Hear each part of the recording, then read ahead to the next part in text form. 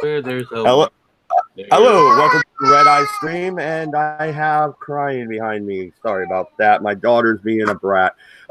This is the very last episode of 2018, so we're going to go through some of the highlights of the year from the mainstream news and also the YouTube world. So we'll be talking about Kraut's triumphant return, Soigon of Akkad and his brand new spiffy suit, and all sorts of good shit. How you doing, MC and Jensen? Not bad, not bad. I'm alive. This is as good as it gets, and I've got less than an hour before it's New Year's here. So Happy New Year! Happy New Year, everybody. Nice. Yeah, no, we will be on air when it hits New Year's over across the pond. I forgot about that. So, what's the Queen do for New Year's, Jensen? Does she eat an extra baby at dinner or what? No, I thought you all knew. She goes out to the strip clubs and she does pole dancing. I thought everybody knew this. That's a horrifying thought. Thank you. Oh God, yeah. Like that's an absolute horrifying thought. Her and Theresa May sharing a pole dance. Yeah, that is just horrifying. You've seen the pictures, haven't you? I knew it. Yeah. If you notice, the one throwing the dollars up there, that's Cabby. No, I'm kidding. Oh my goodness. But no, 2018, what a wonderful year. It started off with everybody freaking out outside of Trump's, what was it, the State of the Union address all the way back in January. They went outside and they sounded a little bit like this. Ree! Orange Man Dad, ree! Or like that. Perfect timing. My daughter nailed it that time. Could say Orange Man, and even the babies start crying. You've terrified children with a picture of an orange. How are you going to get them their vitamin C now? Nice. Every time they see an orange, they're going to scream Trump and run for their lives. I think that when you're looking at this past year, there is a lot of stories that people are going to they're going to be missed. A lot of people aren't going to talk about them, but they're quite important to the way the world's going to work. And they're just being ignored. They're just flat out being ignored by people. I mean, I find it amusing. Because one of the stories, for example, that is, huge. It's absolutely huge, in my opinion. All right, is the election of Bolsonaro in Brazil? Yeah, well, I mean, I'm sure that's pretty huge, but Orange Man bad, Kavanaugh rapey, Russians set everything up. I mean, that's all that happened this year, right? I guess Macron and the Yellow Vest protest didn't happen. Well, it did, but it's all Trump's fault. I don't know how. All right, I mean, it's everything that everyone predicted. All right, the U.S. economy is actually roaring. All right, as far as GDP goes. Actually, 2017 and 2018. Oh, sorry, go ahead. I was going to say we've seen some of the largest gains, not in the big five that everybody is, apparently the new stock market is all attached to 5 companies in tech. Now, everything else in the stock market doesn't fucking exist. These 5 companies losing their little 5-10% control on the stock market, losing some of that stuff.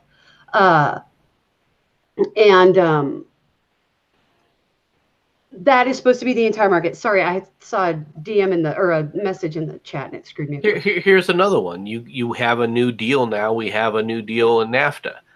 All right. The trade war with China. Okay. All of these are part of 2018. All right. And yet what does the press want to talk about? The press wants to sit up there and they mention, well, Jim Acosta in his press pass. Are you freaking kidding me? Is it an important story? Well, how is it? Well, and it's like, okay, so the optic is this year, the ball for the New York Times, the Madison Square Ball, or the New York whatever, the one that everybody watches on TV that I've never bothered to watch because I was always off actually doing stuff instead of watching TV on New Year's, or sleeping because I have children. So it's like the New York Times funds or sponsors the dropping of the ball, right, in Times Square. Yeah. Right? They fund this, right? They sponsor it, right? Yeah. Okay. Guess who's hosting the drop of the ball this year? Go on. A whole bunch of reporters. Well, last year, didn't Don Lemon get all stoned and shit, right? Oh, he got all smashed and showed us just how terrible and garbage a human being he really is.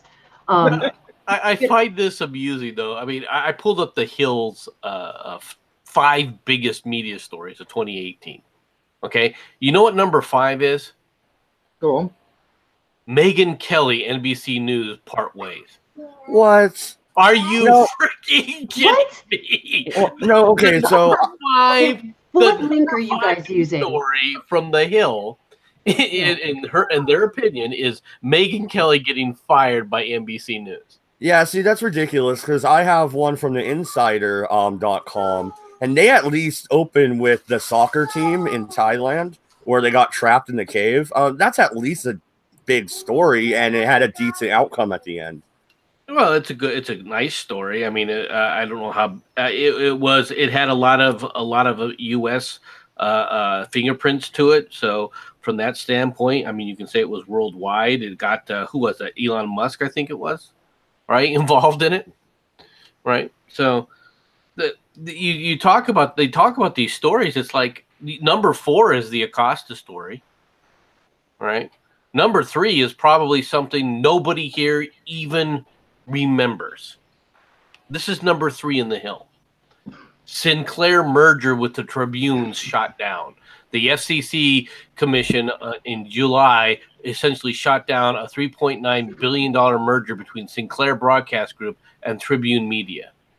Do you guys even remember that? Does anybody even remember that?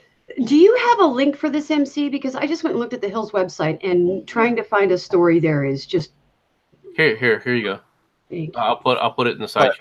Wasn't July when the Facebook hearings happened? That's probably why we didn't hear much about it, because everybody was talking about Zuckerberg, right? You had July was also when the Kavanaugh stuff started to break. All right, and believe it or not, in this thing, Kavanaugh's not even mentioned. Okay, number 2.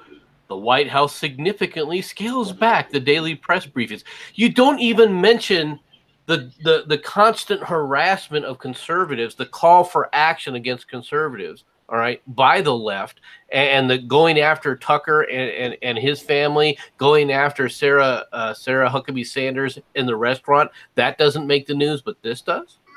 Wait, what about didn't it happen this year? The protests in Charlottesville and stuff like that, or was that last year? No, that was last year. Oh, okay. Okay. I keep blending 2017 and 2018 together somehow. Okay, wait a minute. They're saying that Obama, his 200 daily press briefings in 2016. Do you guys remember what his press briefings were at the time? Those were not press briefings. Those were plugs for Hillary. Oh yeah, very much so. Okay, those were not daily press briefings. Those were Q&As where he was plugging for the next Democrat coming in. Or they were basically propaganda for the Iranian deal. Oh no, that was 2015. That was 2015. No, we're talking 2016. Right. Do they think that we don't fucking remember? It was 2 years ago. Are you serious?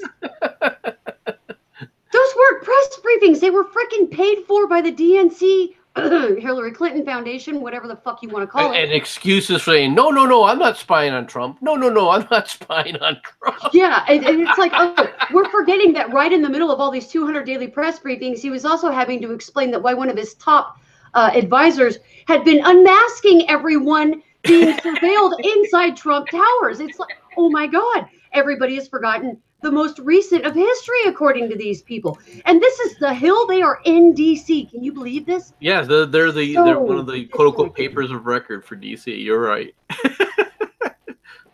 Hey, man.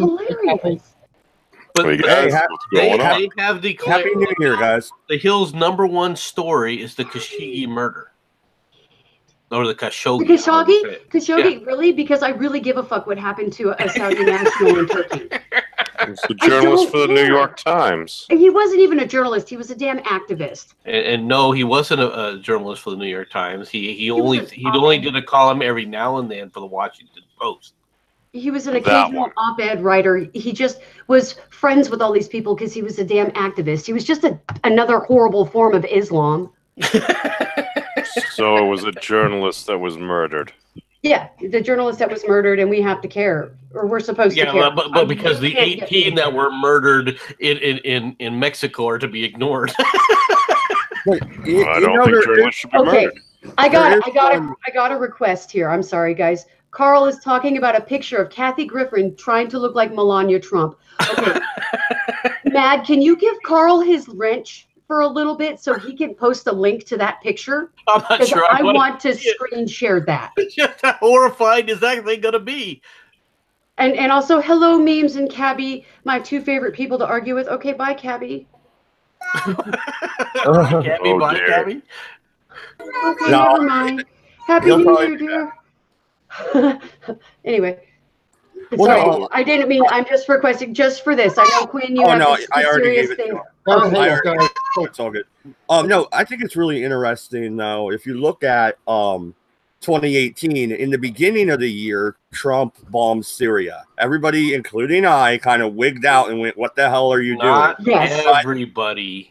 By the end of the year, though, not everybody, and now everybody is freaking out. Okay, not.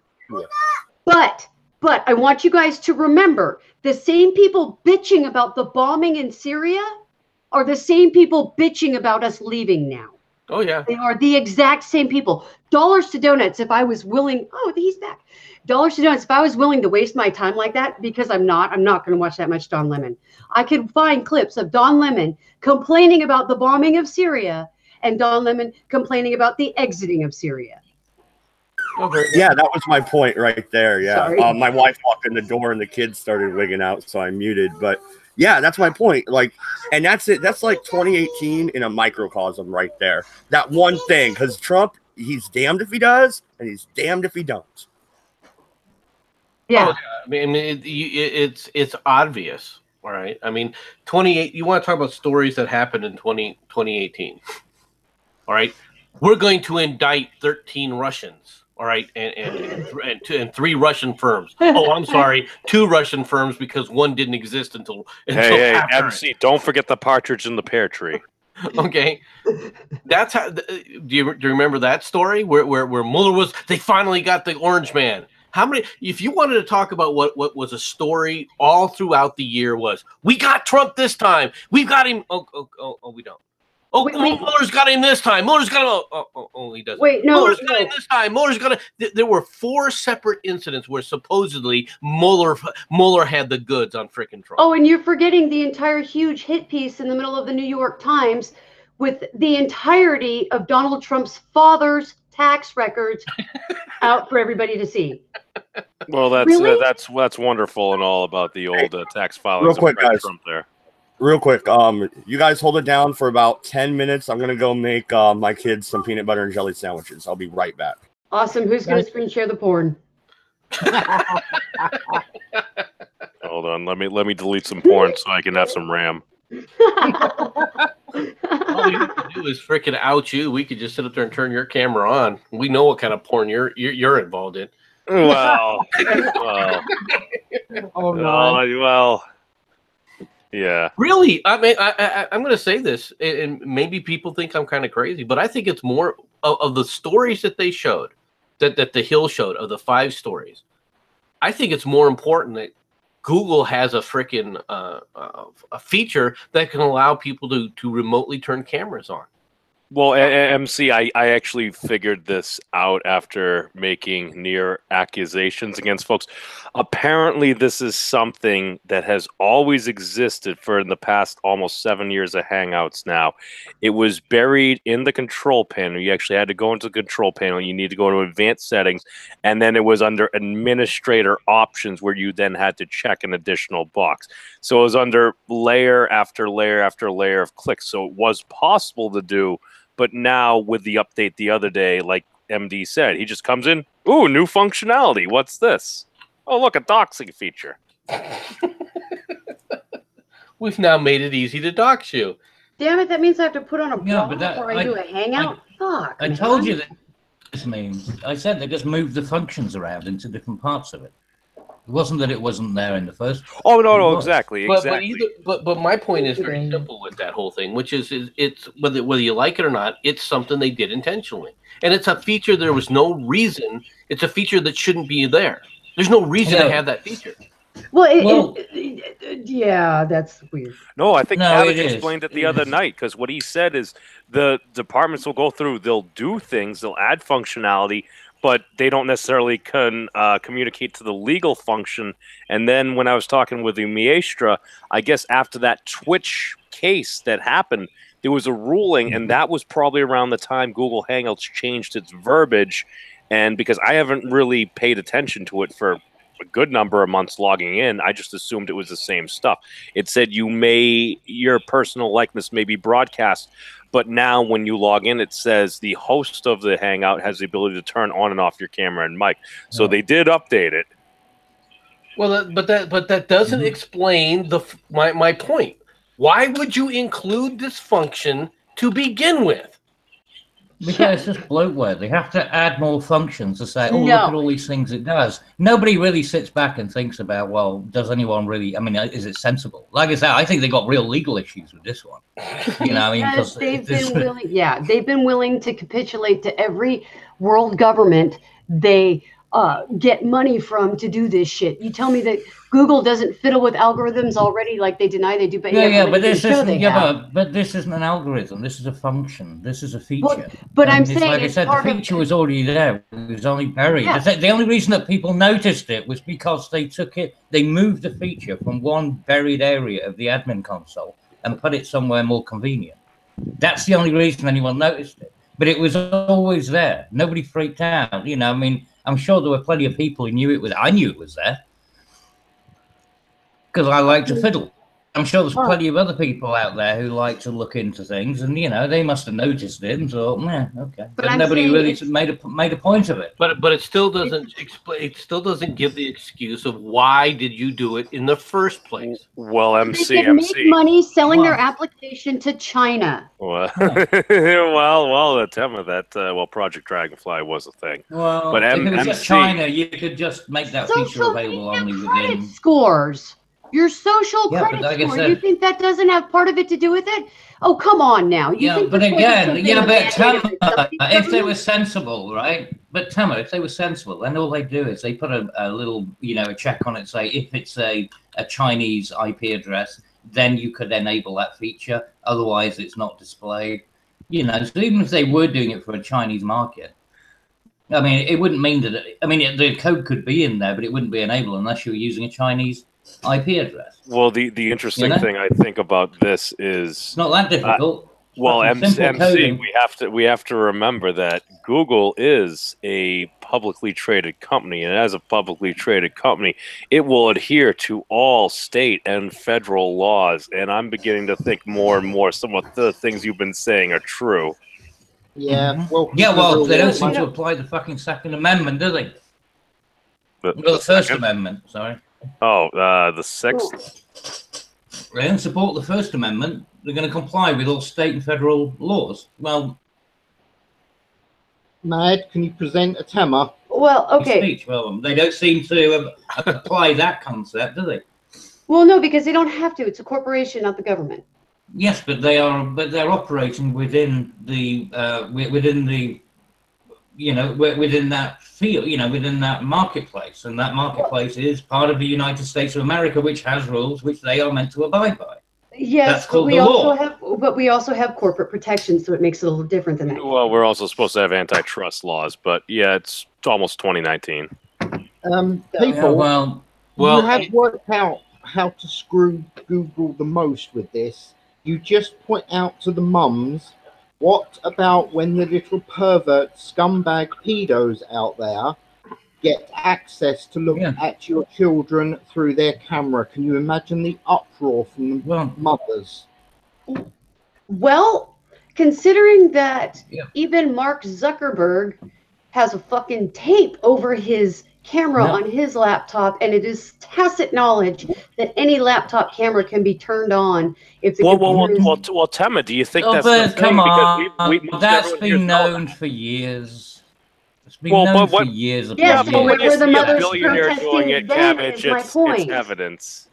My point is, no, Cabby, let me finish a sentence today. No, my point is that if they weren't freaking out about it then, they aren't going to freak out about it now. The people have already been desensitized to the invasion. That's my point, which is if anyone really gave a shit about it, this information was out there. I already knew about it. I didn't really pay attention to it. I just figured, well, that's a what's going to happen is sooner or later. You know? Sooner or later, what's going to happen is somebody's going to turn on a camera on somebody, right? They're going to take a picture and then they're going to plaster it all over Twitter or something else, and then that's what's going to cause people to freak out. Well, MC, if people freak out, they might have to end Google Hangouts. Oh no! Well, they're already planning on that anyway in 2020. You said. Oh. So that doesn't matter, does it?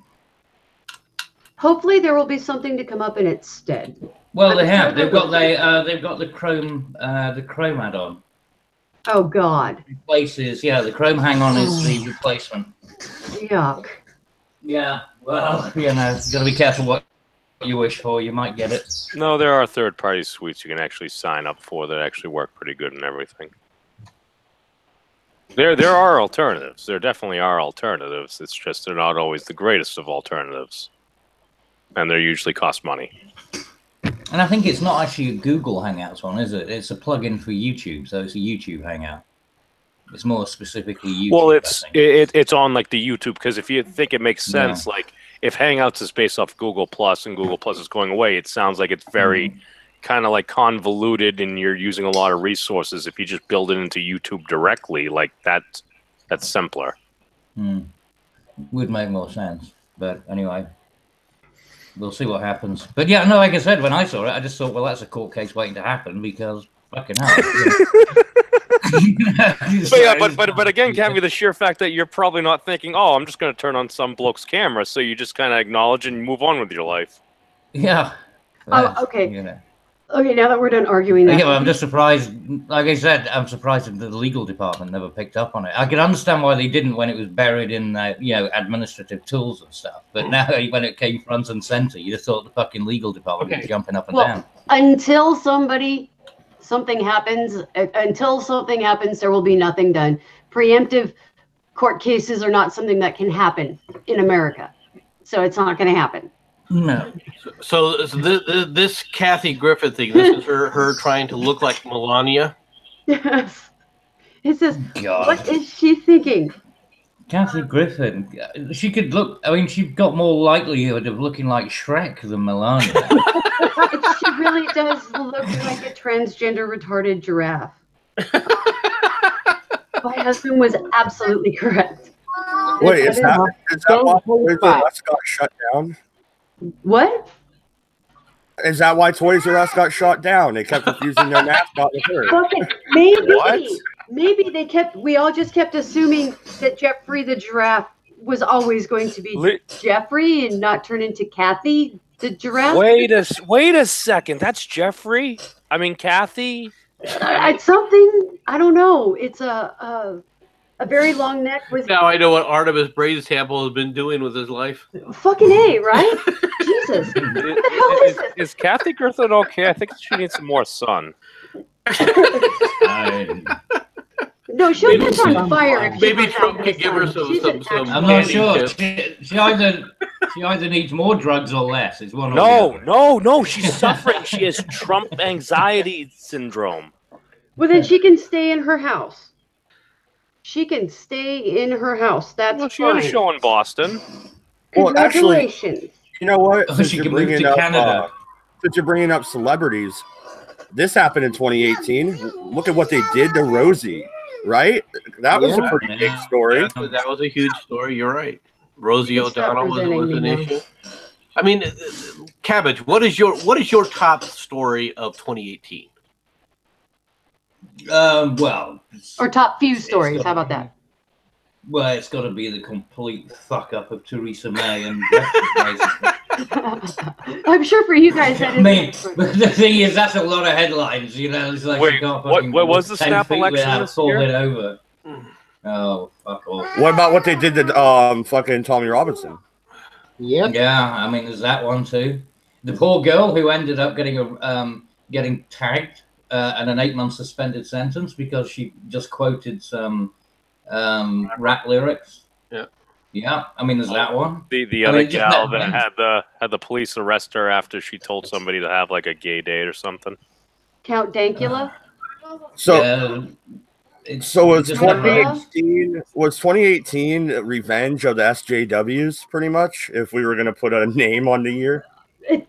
Well, I tell you what, if it was, then they really have fallen flat on their arse because you know they went after Louis C.K. and now he's come back, you know, like doubling down and saying "fuck you," you know, like dropping N-bombs like it's nobody's business. Fuck yeah. Yeah.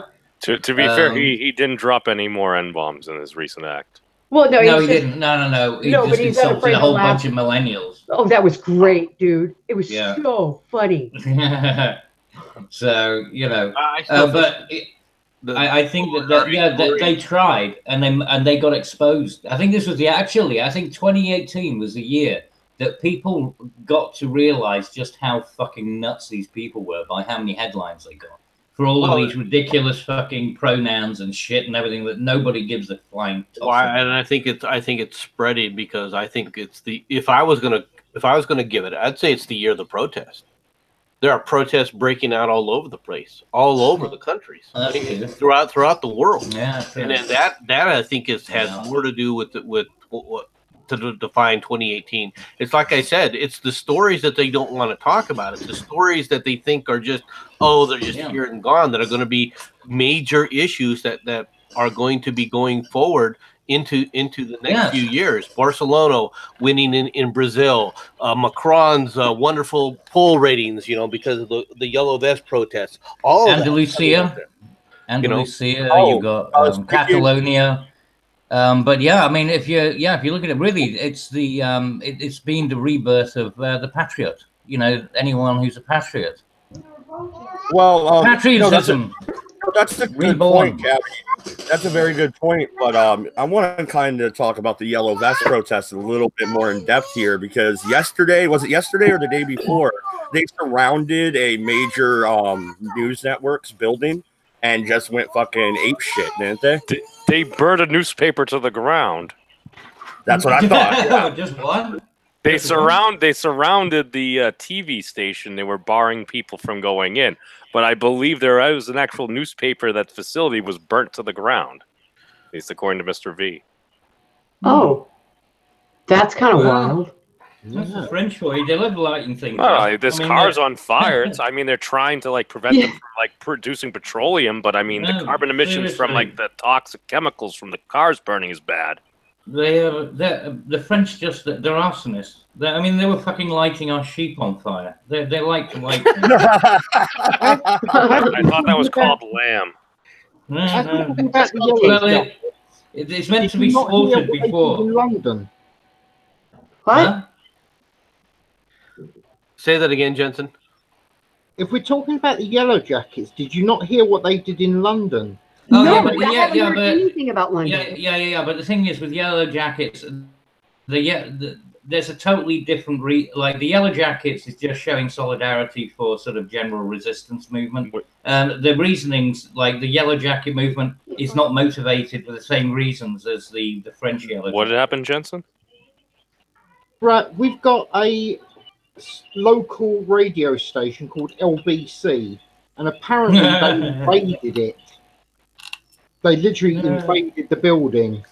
Wait a minute. The Aussie just joined us. Does that mean he just traveled through time? It's already 2019 over there, right? Yeah. Welcome from the future. Doctor Who. Yeah, it's 2019. Yeah, have you got jetpacks yet? Oh. I want my fucking jetpack. I'm still waiting for my alpha rhythm sleep inducifying thingy-me-doodle. The thing that sends you to sleep.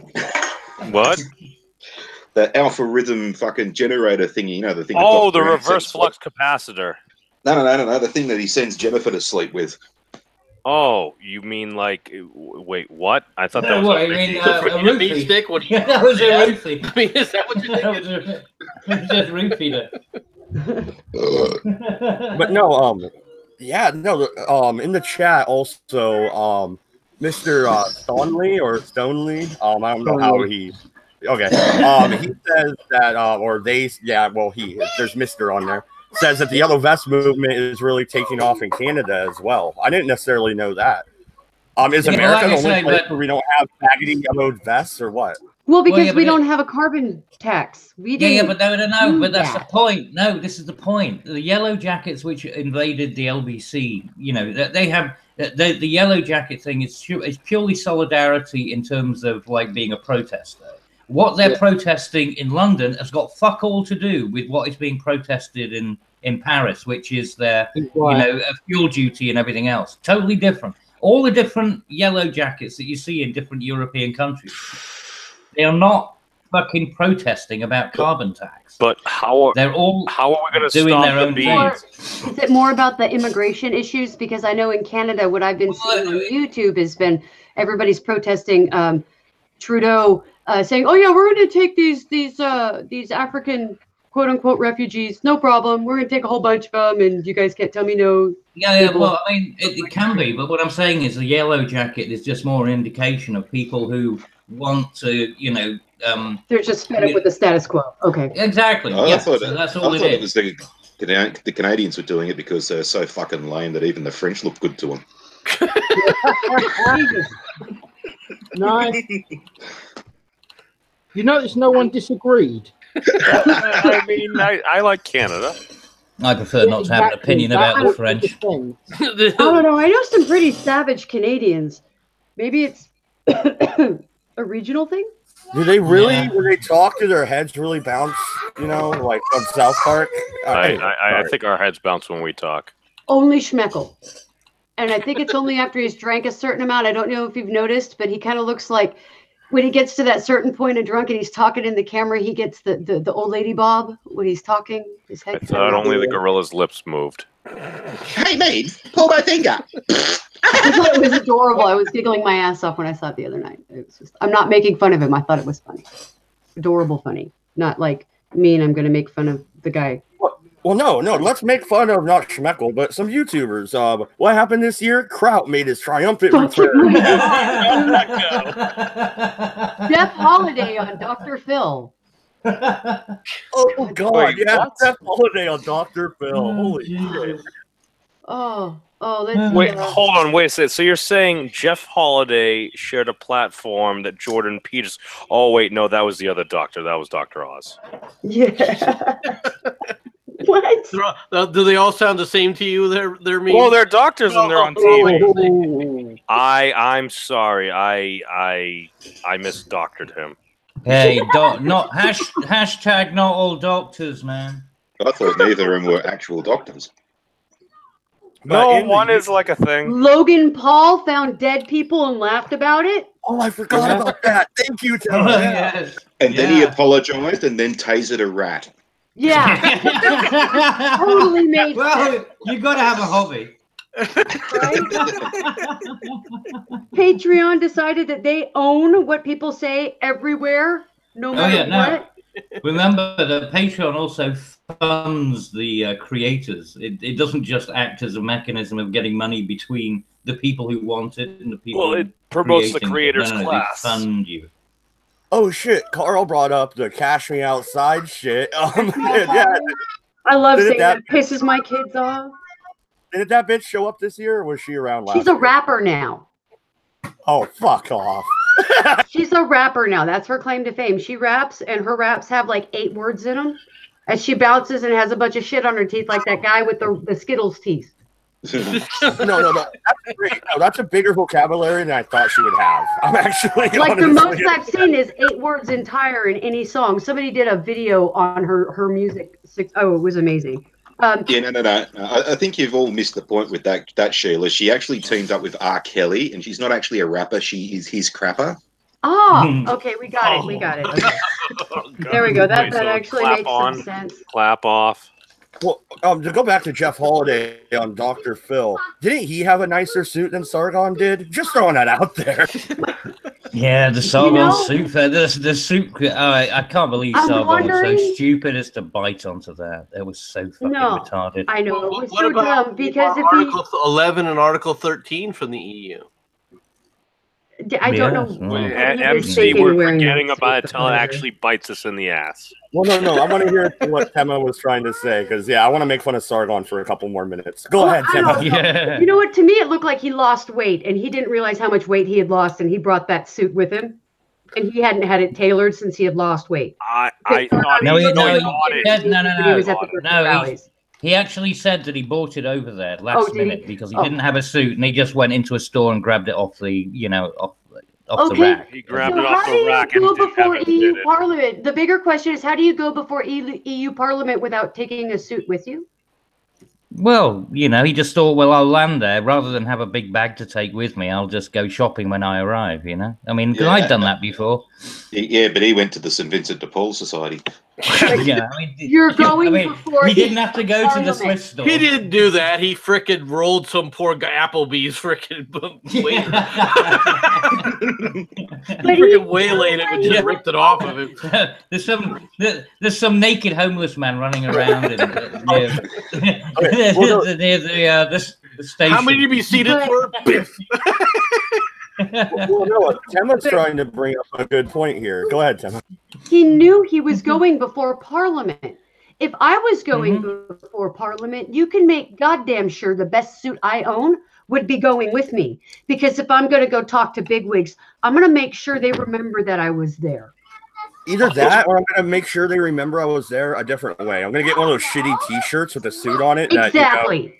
Yeah, what's the bet though that someone dared him to go there in a fucking leotard and a tutu or some stupid outlandish thing like that, but he lost his nerve at the last minute. Can I interrupt just for a sec? Sure. Matt Barkley has said pretty much the most important piece of news in the entire year. Okay, stop ignoring the big story about MC here.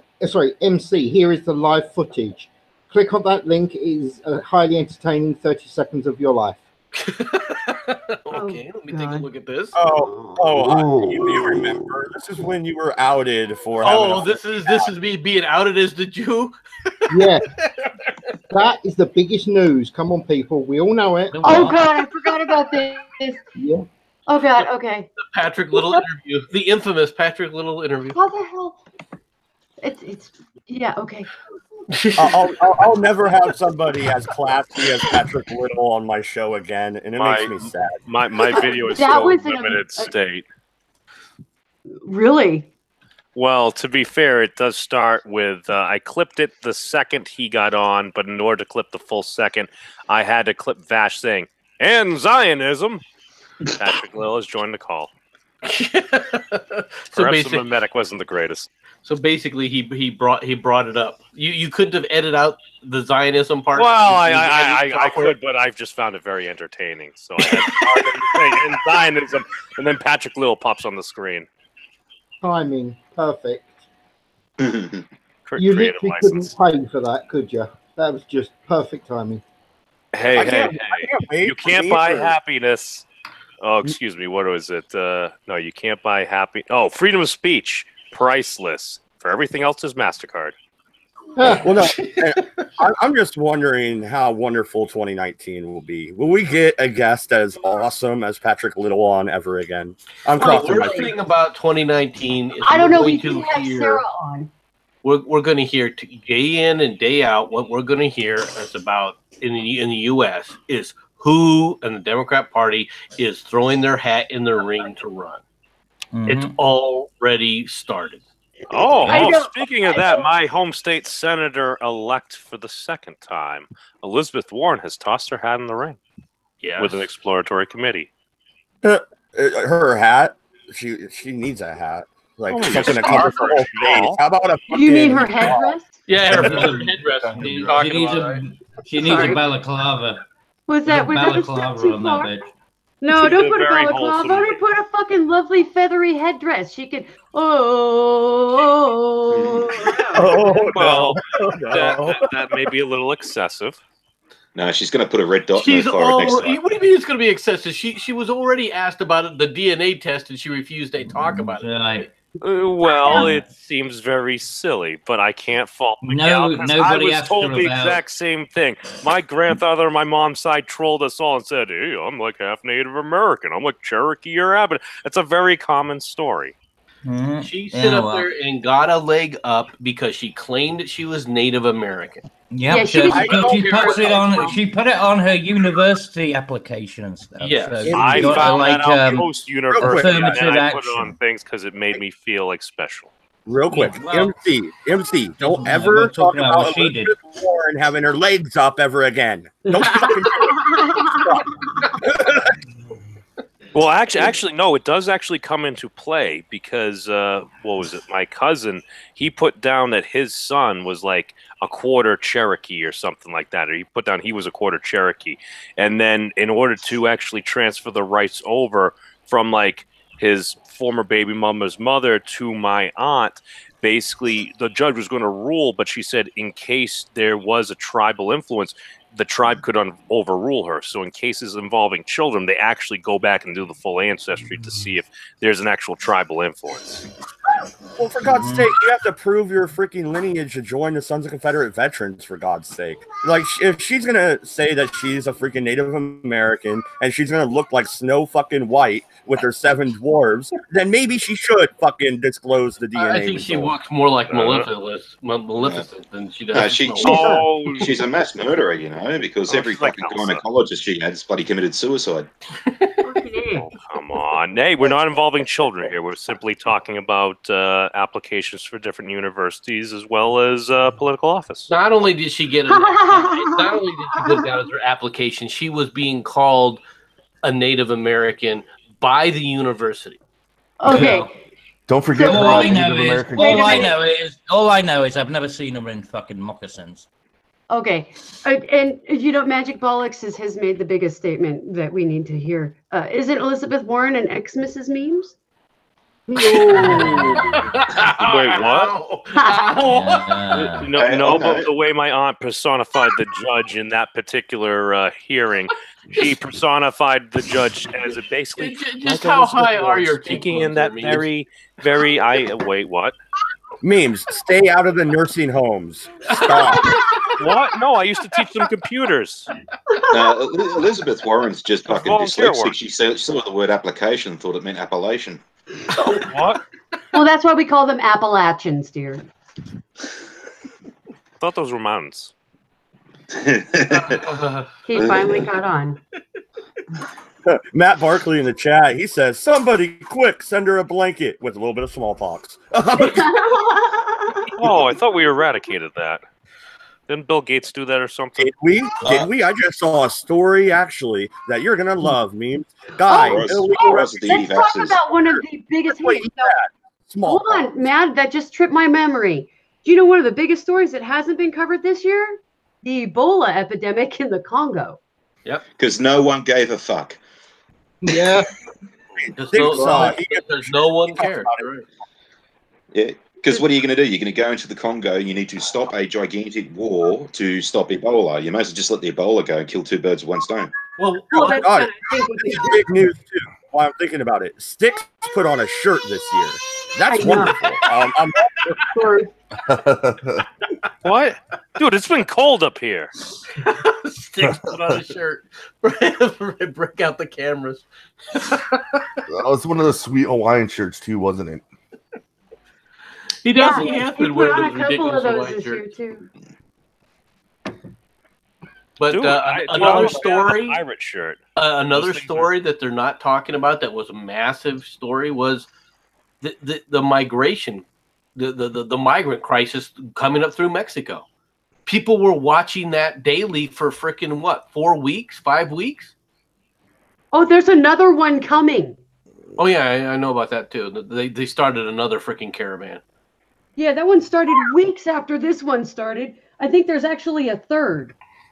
Well, no, one of the people that made it across the border actually has smallpox. That's why I brought up the smallpox thing. Like, seriously. Yeah. They're bringing these diseases up that we have eradicated in the United States. What's the polio freaking numbers for the last decade? Aren't we immunized to most of that shit? Well, Not only if you vax. Not if you haven't been vaccinated. A lot of people, they stopped vaccinating for smallpox in the U.S. When? About time ago. Yeah, about 5 years ago. Well, when it was defeated. Herd immunity was achieved. Yeah, well, if you get smallpox, thank Jenny McCarthy, the stupid cow. I found her very attractive. Yeah, doesn't mean that she's not a fucking idiot. She hosted a show that entertained me. Well, you probably think that show on MTV is attractive, huh? You like that Ortizia Cortez bitch, don't you? Oh, she's hot. Dude, that dance video that she has wasn't too bad. Now, so somebody could just fuck the commie out of her. Well, Excel, that could be your job. First off, second, what's the biggest news for you for 2018? And no, you can't say Scooby. We don't give a shit about him over here. No, so I seriously have 15 pages just in the politics section on the Washington Post related to Trump and Robert Mueller. Oh yeah, it's crazy. And nothing's happened. Literally nothing happened. Nothing has happened. You're right, Excel. It has been zero has happened. It's been a series of investigations, and we've determined that the guy in charge of this probe has actually deleted evidence. What? It's just been a fishing expedition on everybody related to Trump. I kind of feel bad for some of the people, even though they committed these white-collar crimes and they deserve to go to jail. They would have gotten away with it if it wasn't for the fact they just happened to talk to Trump. For those pesky kids. Get out of my head. That's what I'm saying. Like, if Hillary Clinton would have gotten elected, they probably never even would have fucking talked to him. Trumpy-dumpy-doo!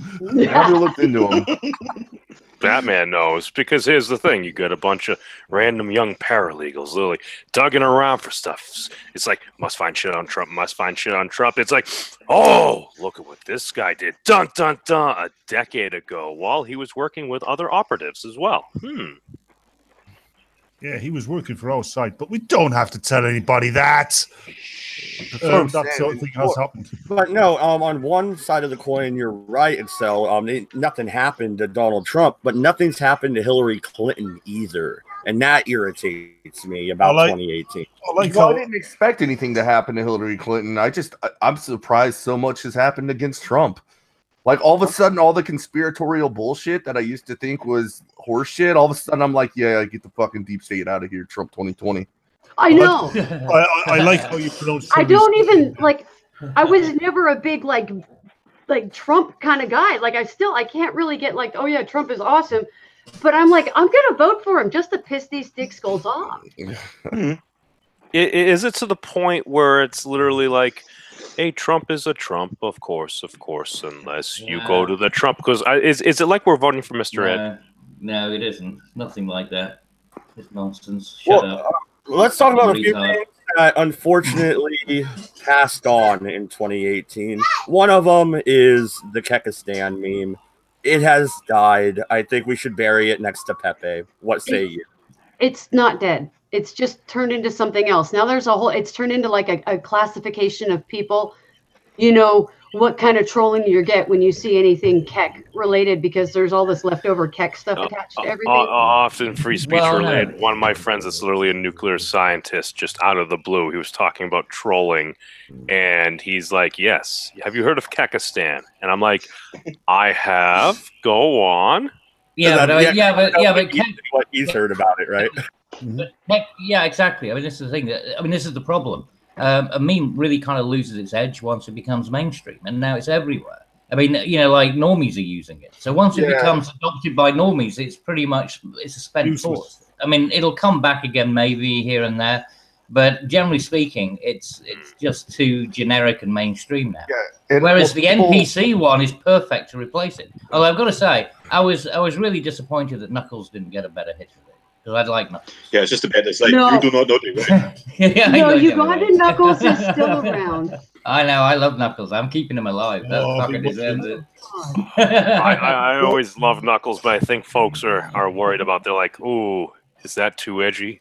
Am I too racist? Then how much of a pass do I have?" Who cares? Exactly. Wait, Therefore, they're not edgy, and that's the whole point. Keep them out because they're normies. Real Fuck quick, the normies. real quick, who sent my hangout link to Tim Pool?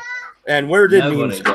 I saw this brilliant video earlier on about South African technology. Yeah, the black. Have they invented the wheel yet?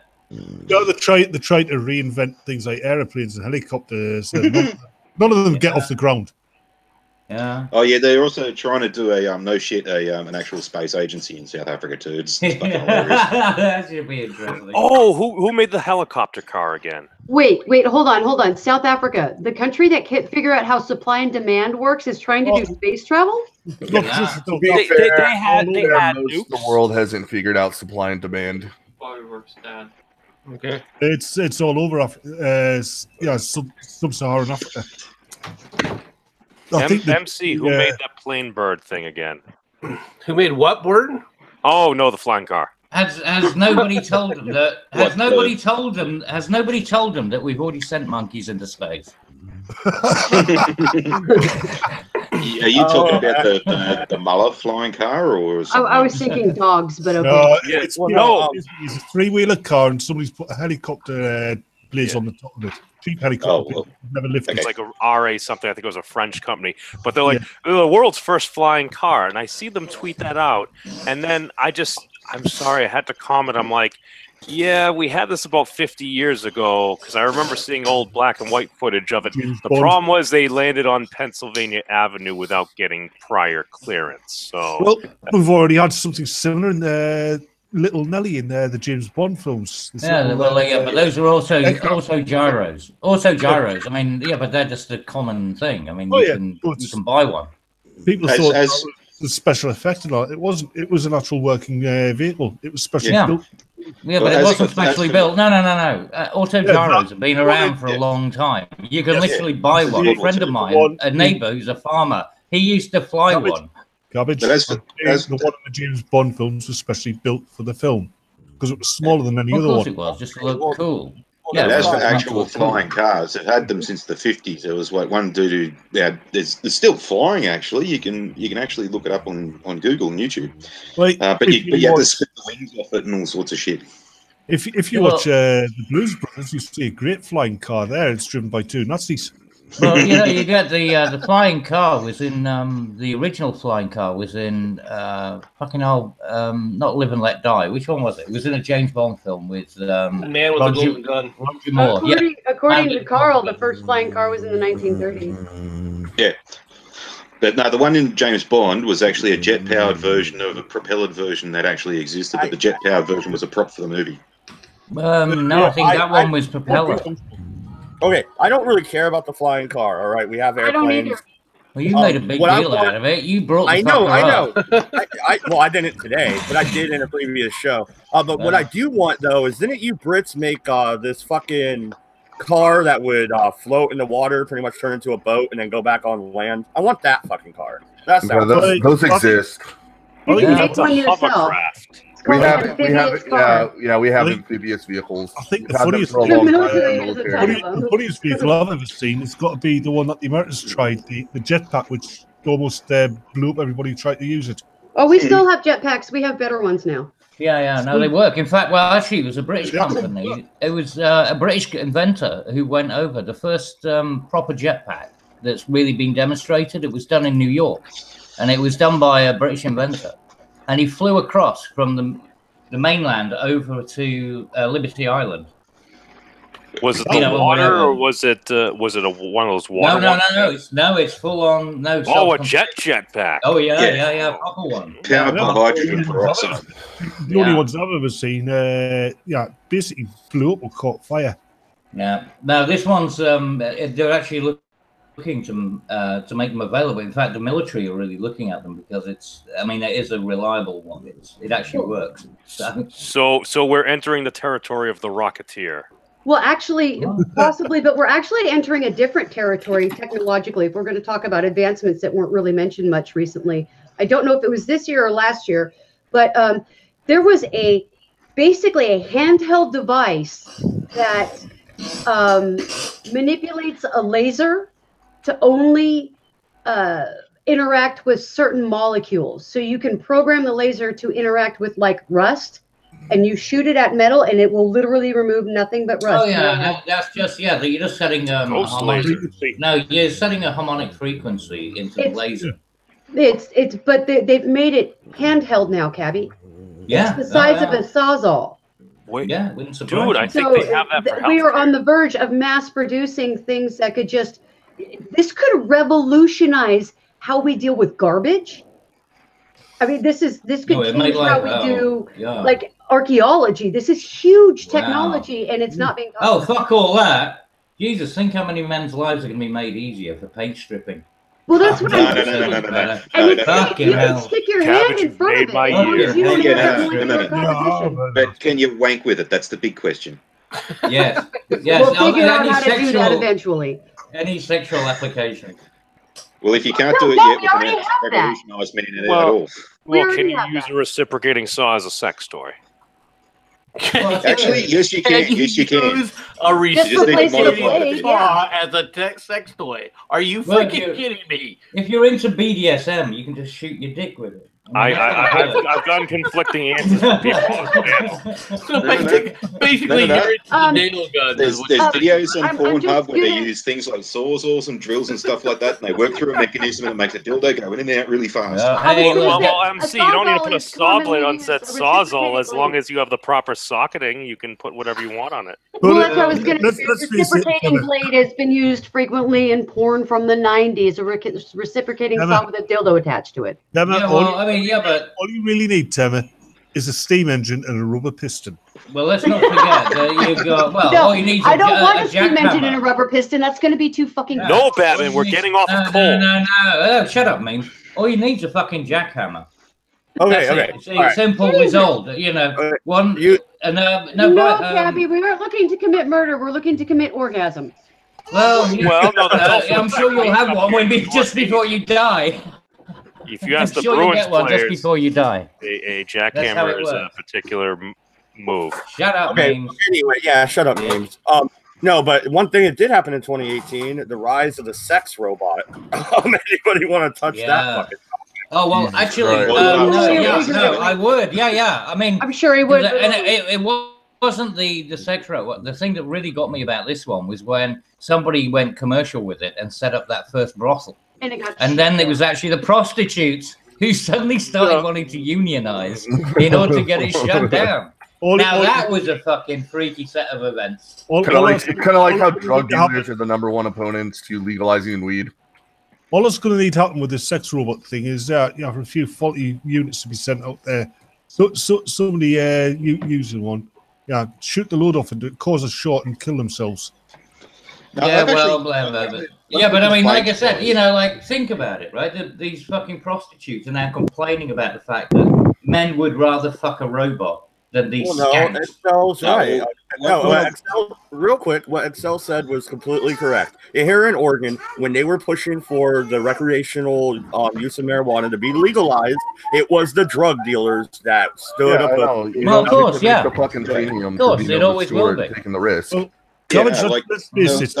They were fucking saying like one of the major complaints about the sex toys was that the robots was that they're going to make little children ones for the pedophiles and stuff. Actually, not such a bad idea. Make a shit ton of them, send them to the Vatican. Maybe they'll stop fucking real kids. Yeah, exactly. Right? Yeah. Full of Semtex. Really, issue one for every cardinal. Yeah. Well, I guess. Oh, actually, if we could morph this technology into actual being or being like creatures that weren't just for sex. You could create, basically a Happy New Year. Happy New Year. Happy New Year. Yeah. You could create. It is now New Year in England. Happy New Year. Happy New Year, Cabby. Goodbye, Sharati. Flabby Blue Queer. Well, no. How's it feel to be in 2019? Is Brexit going to happen? Oh shit! The Martians are Did you literally die? No, well, Theresa May fucking. Wouldn't this Don't year? sound defeated, Cabby. Come on, Chaperone. She'll keep fighting. What'd you say? Fighting for her deal. I was going to ask, wouldn't this year the year all our computers are supposed to crash due to some data error? No, that was 2000. No, this was the year that everybody's was stolen and sold to China. Shit, I get that mixed up. No, there was a second one. There was a second one that was meant to have happened on this year, I think, for the date, because certain people had used a different epoch. So if people hadn't changed it, so some of them worked till 2000, but they wouldn't work past 2018. So yeah, there was technically another sort of Y2K, but nobody gave a shit about it because nothing happened about it last time. Because it was everybody knew it was a scam. Well, no, I remember Linux machine somewhere in the basement of a flat. But no, Sharati, it was a scam. I mean, the whole point was.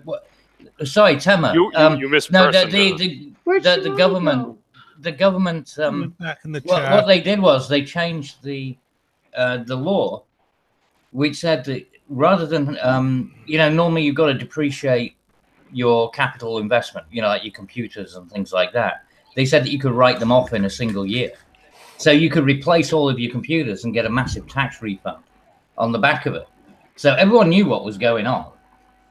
It was just a way of getting effectively really cheap computers. Well, no, that's one thing I never understood about the Y2K bug. I just looked at my mom because she was all freaking out, and I'm like, Mom, set the year back a year. Even if it does fuck everybody else up, whatever.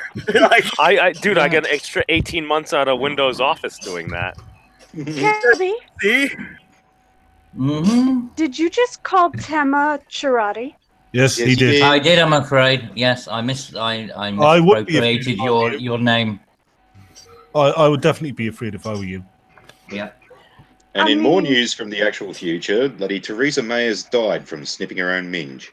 No. God, please don't tease me. Don't tease me. We lost Stanley. Oh, you're in Australia. That's right. It's already tomorrow there. Yeah, it's almost halfway through here tomorrow. Now. It's 3 minutes into tomorrow here now. Oz has a great idea in the chat. He says the Middle East. Fuck him. He wants to build a robot. Fuck Oz. He wants to build a robot. Hear him out. He wants to send them in the Middle East. No, I don't want to hear him out. No, let's hear the fucking thing. Call Rosie. What was it? Mad Dodge, what does he say? Jesus, Cabby. Sheep robot for the Middle East. I say they'd be a lot less, I don't know, frustrated, for lack of a better word. No, we already figured out how to solve the problem in the Middle East. How long before they stop beheading? Cars. That would phase out. Just let him drift. Yeah, give him cars and let him drift. That's an old Dennis. That is absolute survival of the fittest. I heard Excel had a theory. That would phase out the camels because these robots would have adjustable leg sizes, wouldn't they? Yeah, but how long would it be before you ended up with, like robots in the square getting their heads cut off? No. Getting stoned to death. The robots. Do you believe in Muhammad? Does not compute. Off with his head. Now we cleverly program the robots so it ends up it's the robots beheading the Muslims in the square. Well, yeah, that's wishful thinking. No, I'm trying to be real. I'm a realist here. High-speed internet, cannabis, and Pop-Tarts. What? The Dennis Leary joke used to be put a fucking giant nipple on the front of the Goodyear blimp and fly that over the Middle East. They'll just be like sitting there going, "Oh, look at the teeth, look at the teeth." Wait, aren't they scared of BLTs? Can't we just put a BLT on every border and they'll just leave us alone? Even better, just send the BO. Don't worry about the LT. That would cause another bacon shortage in America. I'm not down with that plan. What we want to do is we want to carpet bomb Mecca with bacon grease bombs. Oh, no! Don't ruin the fucking bacon grease. We got to go back claim to like bacon. You'd be wanting to get Shut up, Ming. Shut up, Ming. Well, we need to go back to what the Romans did because they actually had like pig divisions, for the Muslims. What? Yeah, they did. They had pig divisions. They did. Oh, they had pig yeah. division, and they used to launch them at them. You know, like they did. They put tar on top and then just fire them up and send them against the enemy. Are you kidding? No, that's a real thing. There were a small group. There was a small tribe of what I've heard called Picts, but I don't know if they have another language. They're a pre-modern Britain race. There's Welsh. tales. I don't know if it's true. Other than Welsh. Yeah, well, yeah, they were Celtic. No, I was going to say they were a Celtic. Celt of some sort somewhere. Yeah. I've heard them called Picts. I don't know if that's the accurate race, but Yeah. there's a tale that they would ride boar into battle. Oh yeah, I believe That's right. Yeah, that's the Welsh. I told you. I don't know. Awesome. The Picts were in the north. They were Scottish. Well, weren't they the Borderlands? Well, weren't they the Borderlands people? They were in what's now Scotland, and when the Scots came over from Ireland, they got pretty much beaten. Yeah, but that's what I mean. They were the Borderlands. Well, it's disputed that they were actually Celtic or not. Well, and they were tiny. They were itty bitty people. Isn't there people nowadays in the southern states of America who still ride pigs? Squeal like a piggy. Yeah. If you saw some of the wild hogs out there, you would ride them too. Some of them. Our neighbor had wild hogs. He used to train his dogs. He kept a herd that he kind of watched over, I guess. And the head sow. We aren't talking about a boar here. Sow peaked at 300 pounds before she was hit by a truck. Dude, some of those hogs will kill you. They're huge. Suicide. Like, some of the wild boars you get out here, you can shoot them with a 7.62 or a 308, and they'll fucking glance off like a fucking like you threw a rock at them. Did you fucking do that, Kate? Oh, boar hunting is dangerous. The problem with those things is the pain in their hair. Okay, let's try and talk one at a time. Hey, let's try and talk one at a time. I've been trying to read the chat for a couple minutes. I had myself muted and I yelled at the fucking microphone. God damn it. All right. So Joshua brought up something else that happened in 2018. The falling out between Andy Worski and Tonka. Anybody want to talk about that shit show? And I'm convinced that some of this shit is not real. Yeah. I'm convinced that they get together and they're just like, we've ran out of drama to talk about, so let's make some Who stuff. cares? It's bullshit. Yeah. Tonka not so tough. I think with that many big personalities doing that much for attention, there's bound to be some shit like that. I mean, I question both of those words, let alone combined. Well, I just want to know, is Tonka going to roll up in a wheelchair? How's this fight going to work out? I'm looking forward to that early 2019. Yeah, I didn't know that I didn't realize that UFC cages had wheelchair access. It's I know, right? Yeah. Maybe we're going to get a chairlift for him. Well, I guess it's pretty easy to put a ramp, right? You put a ramp and you have fucking somebody wheel him up there. You know, I think Vamp could do it for him. Maybe a winch. Maybe like an A-frame. Just no. Handicap accessible. We're inclusive. So I'm gonna guess that after the fight they shake hands and become buddies again. Memes, Yeah, why are who gives you a fuck? always? Let's be I really don't, but Funny. Back. We need to balance the bile, Sharadi, my dear. Man, shut up. No, they won't shake hands. They'll both flop it out and touch tips. Ew. Well, all I know is Coach Red Pill will be documenting it with his gimbal in one hand, his other fancy camera name in the other. And Kraut in his back pocket. That's all right. But Jeff Holliday's got his 360-degree camera. So, Fucking A. Oh, there's that was an something we iPhone. forgot about, guys. What? Kraut and Kilgore? Oh, Kilgore, that's a good point. Yeah. Kilroy. Yeah, well, Kilroy, not yeah, Kilroy, yeah. Fuck, I No, got Kilroy it. was It was a killjoy, wasn't it? it was, well, I mean, fucking, it's just so weird, like going along that ride with, Speaking of joy, with Sparkle bitch. Anyway, go ahead, Cabby. Sorry. no, I just say, with Base Mama, and because I mean, we got to know her and stuff during the Ogre times and stuff like that, and like chatting to her. God, what was her there IQ during again? the days of well, I don't. Well, I'd say 150 or potato. something, right? Yeah, no, Like I'm definitely 141, questioning that. she said.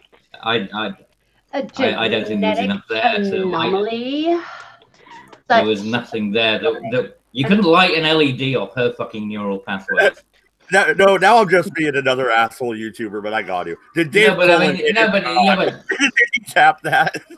But you know what I mean. But going to the, what was said, I think she was a respectable young woman. about the topic, right? Memes, you think everybody's respectable? How will it memes? I watched some of her videos. I Up, think I understood her. Yeah, right. Whatever. No, you just wanted to be in Dave Cullen's position, anyway. Man. Yeah, exactly. Yeah, but just when you've gone through that, and they actually, because she was dealing with Daddy of Five as well, and I was chatting to her and stuff, like during that period too, with different people, and then seeing the Kilroy thing and how it all went. I'm watching it and just telling people, it's like, no, this is bullshit. This is just, and just laying it out, and then watching people just wishing it, wishing on a star, just hoping that it's actually going to work out well. After everyone had pulled out, every major person that was really of any interest. Cabby, I got a question for you. I thought about going. I got a question for me. Yeah, but you're an idiot. Memes, those Daddy of Five people. Do you think that they should have been put in front of a fucking firing squad? Oh, well, after due process, if that's what it comes down to. After all of the hold on. After due all process, of the information that was put in front of everybody, those people were dicks to those fucking kids. Well, I'm already reloading, so I don't know about putting them in front of a firing squad. So. No, I thought they were getting charged and justice was going to be done.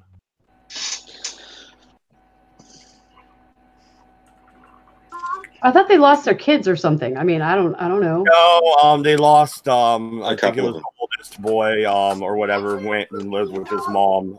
He was the one being really messed with on camera, so that's good. There's also.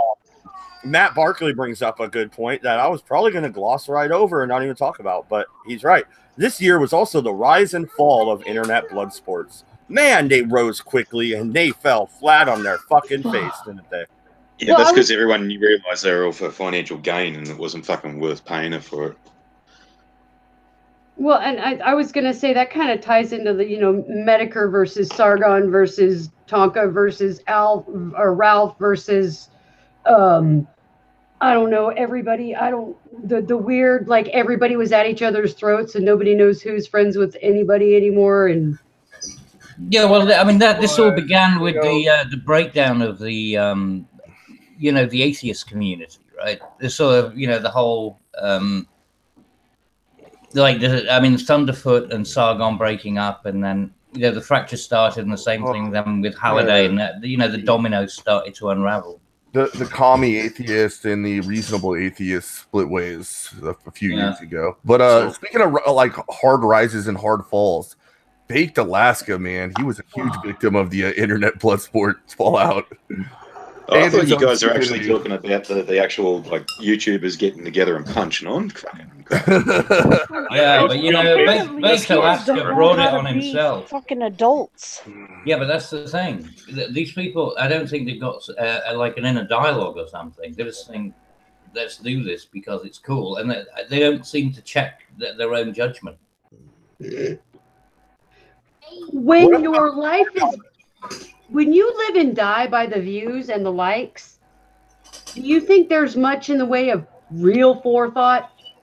Oh, no, well, that's the whole point of Daddy of Five, right? Because, that's the one thing he did lose, right? He lost all of his income, and the stupid bastard had bought this new house, because he thought he was reaping it in. He had all his money coming in, and he got himself a nice new house, and they're going to lose that as well. Well, then maybe he should have thought about what kind of videos he was putting out instead of being obsessed with getting the likes. I'm not saying you should feel sorry for him. I'm saying it's karma. Yeah, it's the same reason professional athletes, a lot of them end up going bankrupt, dude. That's why lottery winners all end up going bankrupt. That's the same thing. On top of that, too, with the Patio 5 thing, like how many, like knowing YouTube the way it is, how many fucking people in their bloody comment section and all that kind of stuff were saying, yeah, go harder, be more slack, be an arsehole, all this kind of shit. How many were egging him on? Yeah, well, they were, but They that's kind of came out during the blood sports period, and some people could do it, and some people couldn't, and some people really got their ass handed to them and just went fucking nuts because they really didn't know how to deal with blood sports. Yeah, like Kraut. You fucking hate Kraut. Really, that was suicidal. That was. There's a couple of kamikaze. There's a couple of things I want to fucking bring up. First off, yeah, the people were egging them on, but you should know better, and these are your kids that you're having in the videos. First off, that's your first mistake. Unless you're doing like what the kids to YouTube thing where the kids are playing with toys or some shit. You don't have your kids in any videos ever. I wouldn't even have them in that. Like seriously, no. There's a reason why my camera's off right now. My kids are. Second, I do want to talk about Sargon getting owned by Richard Spencer of all fucking people. Oh, how do you the weirdest Richard fucking Spencer? Because Richard Spencer is Ivy League, raised upper middle class, trained in debate. Sargon of Akkad comes from a working class family, has the equivalent of an American public education, the equivalent of American public education system, which is the private education system in Britain, from what I understand. I probably have that wrong. He was completely and wholly unprepared for what he walked into. Sargon got triggered Spencer when didn't really have any substance to offer. He just made fun of Sargon the entire time for baffling under his own words. But Sargon took the bait. And Sargon is sensitive. Yeah, Sargon is not good at debating. No, there's plenty of other people he's like got on streams and tried to debate, and it just didn't come through very well. He doesn't know how to debate. You're correct, Excel. He really doesn't know how to debate. Part of it is because he doesn't understand all the he claims that he's into nuance. He claims that he understands nuance, but in reality, he doesn't understand it at all. And as a result, he's able to be easily manipulated with wordplay. All right, he thought of himself as a word master, and he thought himself as being erudite, and that's fine. But when you're giving out your opinion, you better understand the entire context of where you're established from. Like Spencer or not like Spencer, he understands all those dynamics, and he will bring up historical context again and again. And unless you're as up to speed on that stuff, where you can come back and go, well, you're full of crap. What about this aspect or this aspect? Then you've already lost the war. MC, that's exactly it. I mean, trying to discuss philosophy with him because he doesn't understand anything that's allegorical. Yeah, but it's anything that you really. I mean, if you were to discuss anything with him, because he's very much about just purely regurgitation. So if he's actually looking at pattern recognition or actually trying to tie thoughts amicably, in his head, in a conversation, it doesn't work. He doesn't have that training. He just doesn't have it. There's nothing there. I mean, he even admits himself that he's lazy. I mean, he gave up his job doing programming and stuff, right? I mean, the guy is effectively like a fucking, couch potato. Cabby, that's what I wanted to bring up. It was like Sargon didn't think Spencer could win at all because Spencer's views are inherently flawed, which they are, but you still need to prepare for a damn debate. So Sargon fucking snorted coke or fucked his transvestite fucking mistress or something, and didn't prepare at all while Spencer got ready. We're glossing over the, I mean, in my opinion, Styx Hexenhammer was the only person that walked out of that stream with a victory patch. Yep. But he's the person nobody talks about. Well, because they didn't let him talk. I watched that whole debate, and I was waiting for Styx, who had a libertarian position. He holds a position I would have held in that debate, and they never really let him talk. It was just Sargon and Spencer, quipping back and forth. Which I'm sure Styx was grateful for, listening to Spencer speak. I mean, I've listened to Spencer talk, and anybody who takes the Nietzsche statement, God is dead, as meaning the concept of a deity or religion as God is dead, is fucking retarded and has never read any of Nietzsche's other work. Yeah, well, but that's the whole point. He did. Spencer is a moron, And but Sargon is so superficial with most of the stuff he does. He says, "Well, I've read, you know, John Locke." Well, fine, you can read it. Doesn't mean you understand it. So the last 420 in the state of Oregon for 2018. I have a bowl loaded. I'll be right back. All right. So the funniest thing, the thing I find funniest about Spencer is it's not Spencer himself.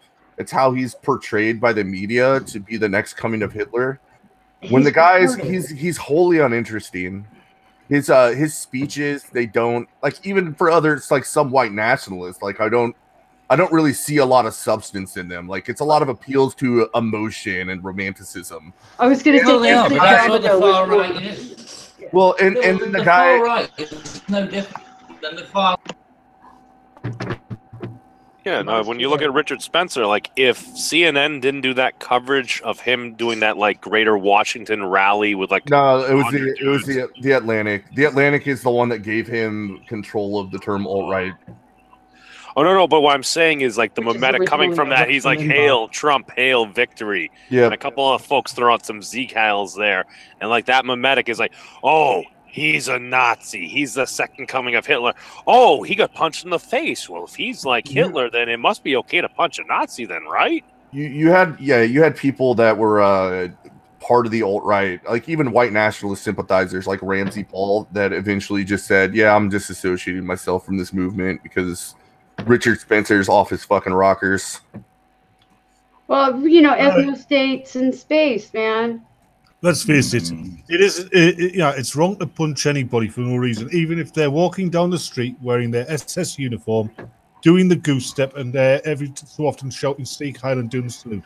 It's still wrong to punch them. It doesn't help you.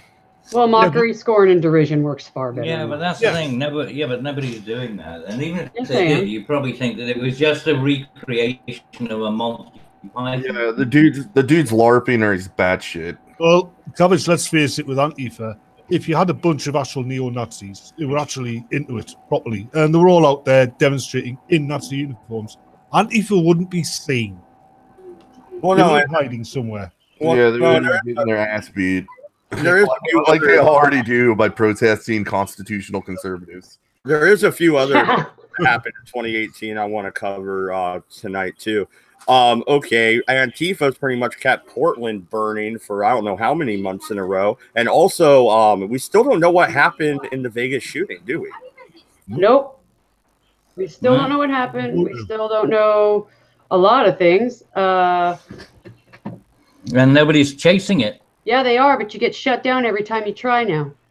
Well, just saying that nothing's coming out, you know, regarding any updates on what it was all about. And were there two shooters? Was it just one? What was the crossfire?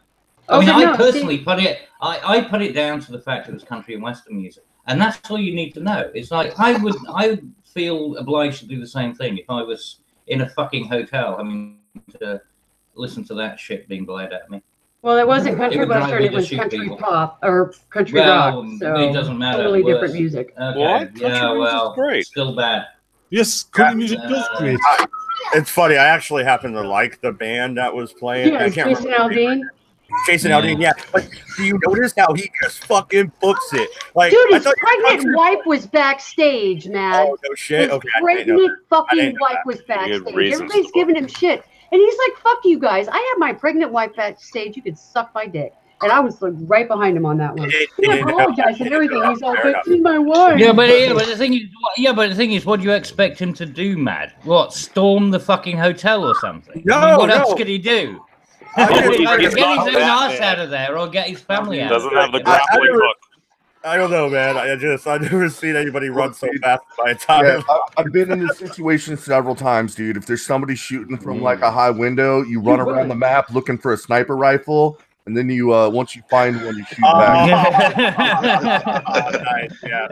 No, but in Nevada, you are allowed to still carry. He could have had a gun on stage. Just saying. Yeah, well, yeah, but I mean, the distance. I mean, that you needed a rifle to get that fucking range. Jesus, what else is he supposed to do? Well, the idea he's just going to stand there with his fucking pop gun shooting. Yeah, the last time I played on a Vegas map, underneath the Eiffel Tower, there's usually a Barrett 50 cal. Guns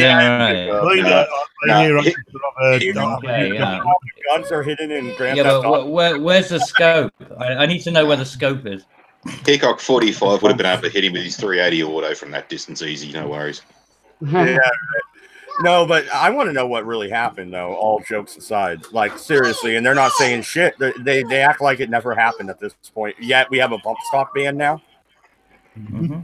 Yeah, well, that was something that was easy enough to ban for somebody to say, oh, great, yeah, we did something. But yet, at the same time, it's going to piss very few people off.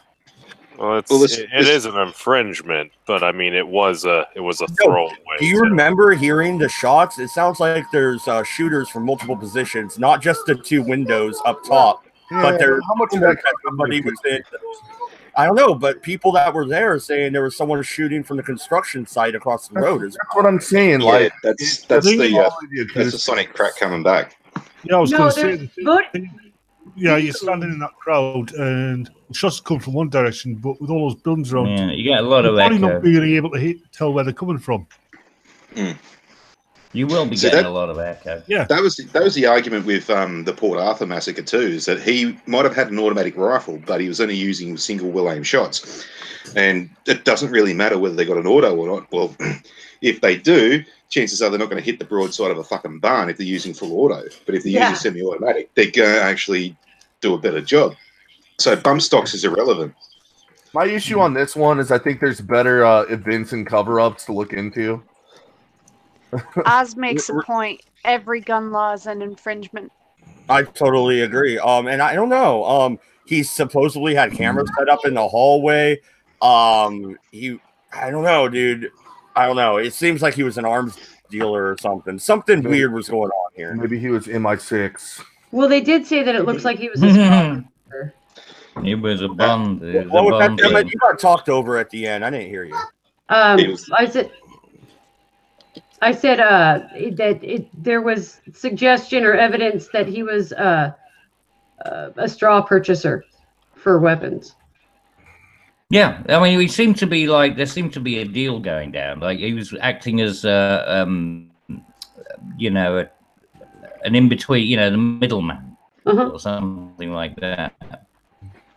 Yeah, like well, I don't he had get all the his whole weapons, point of but he only apparently used 2 anyway. That's right. So I don't get the whole point of all of those weapons when, like, what are you doing a New York reload for when you can just drop a mag and pop another one in? Exactly. You don't need, like 30 guns if you're only going to use 2. Well, yeah, no. I'm looking at the chat. Carl brings up, what about the people running through Caesar's Palace at the same time? Yeah, we were trying to figure that one out. No, I'm telling you, there was multiple shooters. It looks like to me from the footage I saw. I'm sorry, it looks that way. Well, I think they were fighting aliens. Well, illegal ones. Oh, the fucking Nazi. You can go ahead and make alien jokes. Yeah. That makes a lot of sense. Hey, look, no, come on. It's here. And speaking of Alex Jones, big It's story. Los Angeles, mate. It's Los Angeles, so that is Area 51, pretty close by. You've got what's that other one? You're combining states here. Yeah, no, I'm just saying. I'm saying Area 51's only over the road. I know you just still view us as colonies, but I mean we've grown up. No. Las Vegas. The reason that it was the atomic town when it first started being created because people used to watch the atomic tests from fucking Las Vegas. So exactly, Groom Lake, and Groom Lake is Area 51 is part of Groom Lake. So shut the fuck up, Neil. You talk about something you know about. No, you're wrong. No, it's Groom Lake. Oh God. Yeah, no. It's Arizona. Area 51 is in New Mexico. Yeah, but it's all part of a Las sort of Vegas military is complex, in Nevada. Yeah, I thought it. Yeah, but I didn't. I thought the military bases sort of breach, county boundaries or whatever, state boundaries. No, it's a big fucking area. It's a big landmass. Oh, you guys are killing me. You guys are killing me here. Okay. Well, anyway, it's all bollocks. damn it, Cabby. Let me fucking talk. Area 51 is in Nevada. It's about 300 miles away from Las Vegas. There is an airport in Vegas that takes the workers to Area 51. But Las Vegas was created in the late 1800s, not around the fucking atomic. No. I'm saying there was when it was being expanded, they used to have the atomic parties and stuff. I've seen the fucking place. Yes. Cabby, you realize New Vegas was a game. You do realize, right? 350 miles away, you can still see a mushroom cloud. Oh my god, dude, no. Just Now, during the 50s and 60s, they did have fucking atomic parties in Las Vegas because you could see the testing. Yep. Yeah. He wasn't talking about the Alamos testing range where they actually did the testing at, and they blew up the fake fucking box trees. He's not Thank you. They watched from far because it was a really big bomb, not that it was next door. Yeah, well, it doesn't matter if it's next door. You can still see the bloody thing. I said they had parties to watch them. So, is the Queen eating her freaking New Year's child yet, or it's a swan? Get it right. It's a swan. Yeah. Yeah, she'll be in bed. You guys are killing me here. Tucked up. Yeah. Okay, she'll be getting a Greek sausage. Yeah. Greek sausage. So here's a question for the Poms in the congregation here. Has Prince Philip finally come out and said the darky comment about Meghan Markle? It's only a matter of time. I'm sure he has behind closed doors. Why did that bloody ranger have to go out with that damn dog? I can imagine when he'll have come back off of some royal visit somewhere, and she'll have been around Buckingham Palace. He'd gotten out the car, and she'd be there to be introduced to him. Fine, the bags are in the back. Walked past. Okay, let's talk about 2018 being the year of censorship from across the board on the internet. Yeah, a little bit further than that. Yeah, well, let him finish his fucking question to begin with, for fuck's sake. Seriously, it's getting out of control, this. Okay. From the fact that people are getting kicked off Patreon left and right to the fact that even Alex Jones isn't allowed to have a freaking YouTube channel when he's been a syndicated radio host for decades now. What's going on? 2018 is pretty depressing. I'm glad to see it go. I've got a point with this too. It's selective censorship, because you saw YouTube using that excuse when they had all those fucking kid-friendly videos that weren't really kid-friendly, but they said absolutely nothing about fucking Lindsay Amer and her queer kid stuff. And what about that? Who was that guy who was the paedophile who ended up, Camp Dankula had an interview with him, and I think Amos T. Yeah, that freak. And that he had a fucking YouTube channel for God knows how long before. Yeah, I mean, it took a hell of a long time to get that freak, deplatformed. Weird, huh? And yet you get Sargon deplatformed, and yeah, just want to bring up dehumaned overnight. Amos Yee and his children, and you pointing out the trick with the camera in Hangouts has been going on for a long time. Are we seeing a correction? Well, Just want to make that point. Carry on. When you're on about the pattern recognition, that group Heart Progress, it took their YouTube ages to get rid of them. But the thing is, it takes them years to get rid of somebody who they apparently seem to like, right? But then they take a dislike to someone like Sargon, who really, I mean, love him or hate him. I mean, Sargon done nothing wrong, really. Nope. Yeah, well, I personally reported fucking Lindsay Amer, and I specifically showed them the part where she says in her own videos that she's talking about sex shit to fucking 3 to 5 year olds, and they just went, "We don't have a problem with her." No kidding. Yeah, this is all politically motivated. Yeah, and it's socio-politically motivated. Well, no, and I can extend that real quick, Batman. I can extend that question even further. Look at what they tried to do to Gab. Gab just now got some of its funding back. Look what they did to Maker Support. spit shoot. The list goes on, people. They're coming at us hard. And yeah, it is up in that meme. Sorry. Which was the first one? Which was the first one that went down? You know, the sort of Gab. Yeah. Well, I mean, that's coming back apparently. I mean, there's meant to be some positive news coming in the new year. They're meant to have found some backers, but there was also that other. What was the other one? Like Minds and Gab and fucking hell. I know they killed VidMe. I had VidMe. Yeah, there you go. VidMe. They killed Hatreon. That one. Yeah. Yeah. One. Yeah, Hatreon's gone. Yeah. Yeah. To go on top of this, we need to also make sure we call this year the year that hate speech was redefined to mean nothing. But the thing is, right? What I don't get about and context does not matter. Right. Yeah. But what I don't get is why now the people who run these porn sites and stuff, you're guaranteed that a vast majority of they're going to be using things like MasterCard or whatever, right? And it's meant to be this, credit card, credit clearance conspiracy.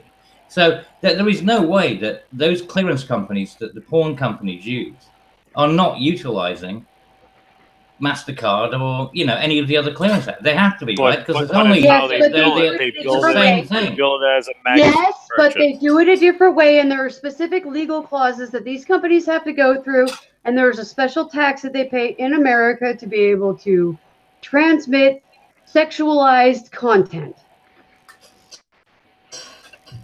It's basically a so it's basically an extra tax. Okay, is it? It's okay. Well, no, what it does is it gives them an. So they're still. So, but they still have the right to use. So it gives MasterCard a methodology. Yeah, but I mean, so it really shows that MasterCard has absolutely no moral structure. It just, I mean, when they choose not to support somebody on Patreon, isn't that just proving the point that is personal? That's not about a policy. Yeah. That's what YouTuber roasting is about, isn't it? Unlike in the UK and America, it's not a popular political position to want to censor porn. It's not over here. No, trust me. I mean, everyone likes a bit of porn. Nobody's got any problem with porn. Yeah, except for your leadership. Well, yes. I mean, actually, yes, because apparently from April we're going to need a porn license. What? They can't need a license to buy porn. They absolutely can't get rid of it. If they got rid of porn off the internet, there'd be one website left. That'll be just a petition saying bring back the porn. Yep. Basically, come April, VPN usage in the UK is going to skyrocket. It's going to go fucking nuts. Apparently, the governor of Lansing has made it illegal to cyberbully now. But anyway, why would people buy like a VPN? You can just use Tor and it's free. It doesn't cost you nothing. I mean, if you want to access the regular sites, I don't know, the Tor browser works the same way.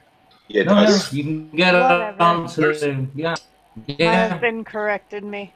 There's free VPNs too. I mean, like if that's the way you want to go. They advise not to go through your traditional Google or Firefox or anything like that with your Tor browser because apparently that's no, you use DuckDuckGo. Eh? Well, no, Tor is built around the Firefox browser. That's what it's built around. Yeah, there's something I can't remember what it was, but there's something else you're supposed to use with Tor, unless you go and bounce your IP address a dozen times and stuff. Then you can go check it on your normal browser and then use that. But I'm not talking browser, the Onion browser, and it runs through DuckDuckGo. Yeah, but I'm not worried about it. I'm just saying if you want to go to a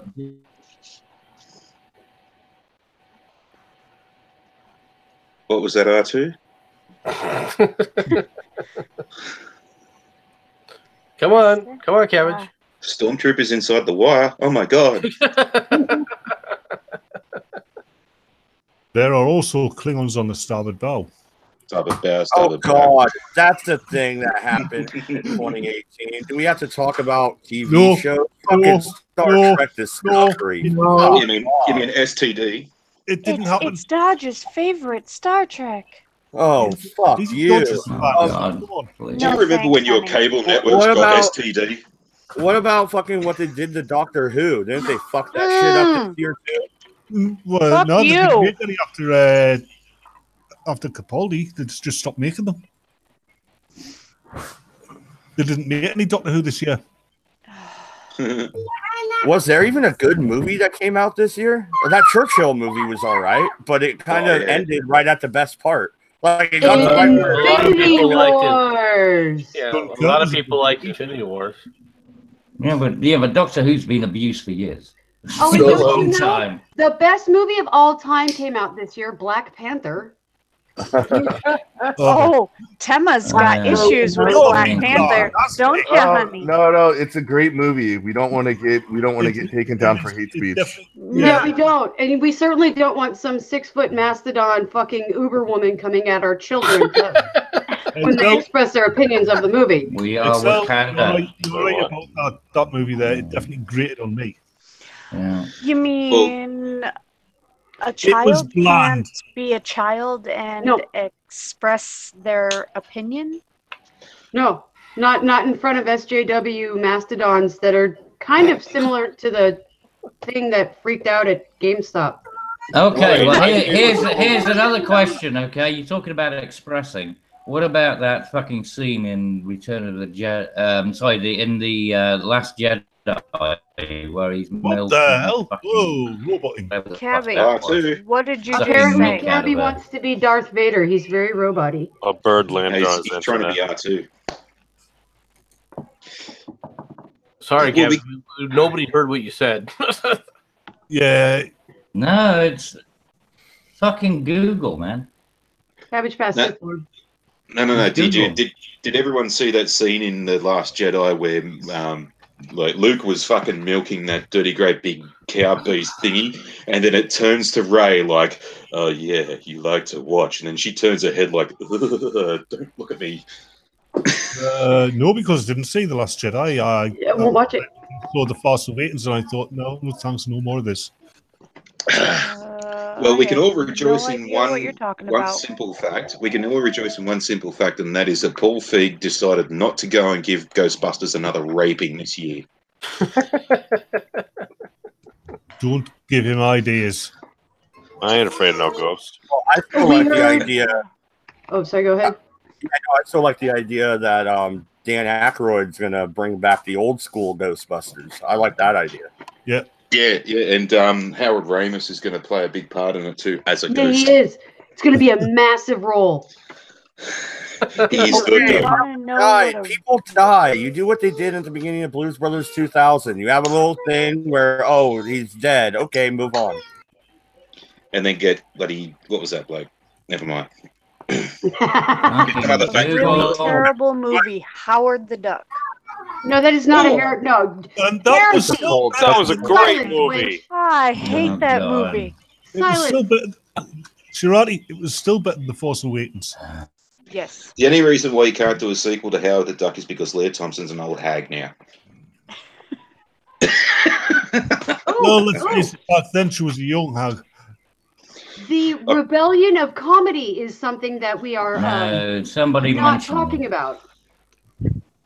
Mel Brooks came out this year and said everybody's retarded.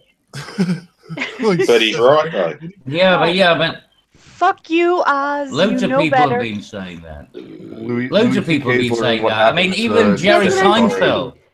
That's what I'm saying. Jerry Seinfeld, like 2-3 years ago, was saying that he doesn't want to go to colleges anymore. I mean, you've had this from so many different comedians. They just don't want to go to colleges because the kids just don't get it. It's but the thing is that they brought a lot of them were the ones that were on that side. They were the ones that were pushing that agenda, and now it's come back to bite them in the ass. I don't feel. I really don't feel very sorry for a lot of the crap that they promulgated, and now it's come back and it's hitting right the fan. Absolutely. Elton was being. You know, I was saying this about Stephen Fry and all of his fucking ilk. You know, and they're all now moaning about the fact that they can't do the humor that they want because of the very fucking thing that they were introducing and saying, oh, political correctness is such a silly thing. It doesn't really exist. And they've been saying that for years. And now all of a sudden they are the victims of it. Yeah, now they don't like it no more. What about that monkey that was doing the Golden Globes or the Academy Awards or something like that, and you had to pull out because a few years ago he said some poof jokes? Ricky Gervais. No. He's a black Hart. That's the guy. Kevin Hart. He's quite funny too. Yeah. Oh, What about yeah. the Me Too movement? Yeah. The fall of what's his fat ass name? Oh, Fucking Harvey Weinstein. Yeah. Yeah, Ricky Gervais Well, is never how been- about also that bitch who, I mean, her failure, you know, and why is there nobody suing her for all of the money that she wasted, all the taxpayers' money that she wasted on this fucking frivolous, you know, court case with Kavanaugh? The best thing about the Me Too movement thing was that it took a nondescript nobody fucking Italian model to bring down big old Harvey Weinstein, and then it turns out she molested a underage boy. Yep. But Yeah, that was funny. Yeah, that was funny. That was. But if you have a look at Australian politics at the moment, you got all these dumb bimbos in politics going, "Me too, it's the Me Too movement." Okay, so what happened to you, darling? You called me darling. Me too.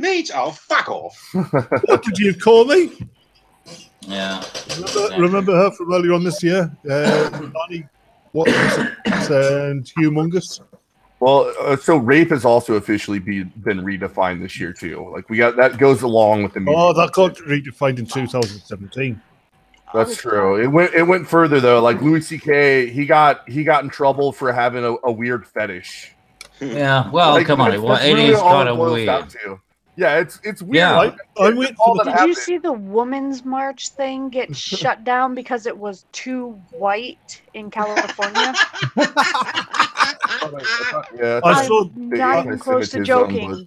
Oh, yeah. The Women's March got shut down because it was too white. I remember somebody saying that about I remember somebody saying about the Women's March that when it happened, everybody who's the company I worked for was pleased because it meant they could actually do some work for a change.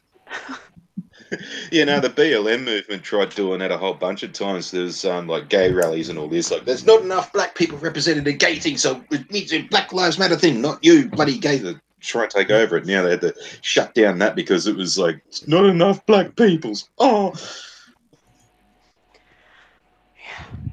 It's... Well, what about wasn't it this year when Kevin Spacey got busted or whatever, or was that the end of last year? And No, that was this year. No, that was only about a couple of months ago. Like there was a report that he did something to some dude like fucking 10 years ago, but then now it's like he's just been arrested and shit for like over Christmas for actually fiddling with some kid about a month or two ago. I hear Bernie Sanders is in trouble as well. Apparently, he terrified this woman. She was visiting her father's grave, and he was crawling out the one next door. And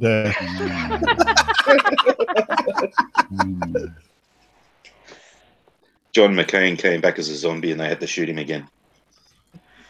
Oh, they should have just sent Quinn after him. That's one thing I've never seen in a zombie movie. Somebody take a shot at a zombie's head, and they're the unlucky sod who shoots the zombie with the steel plate.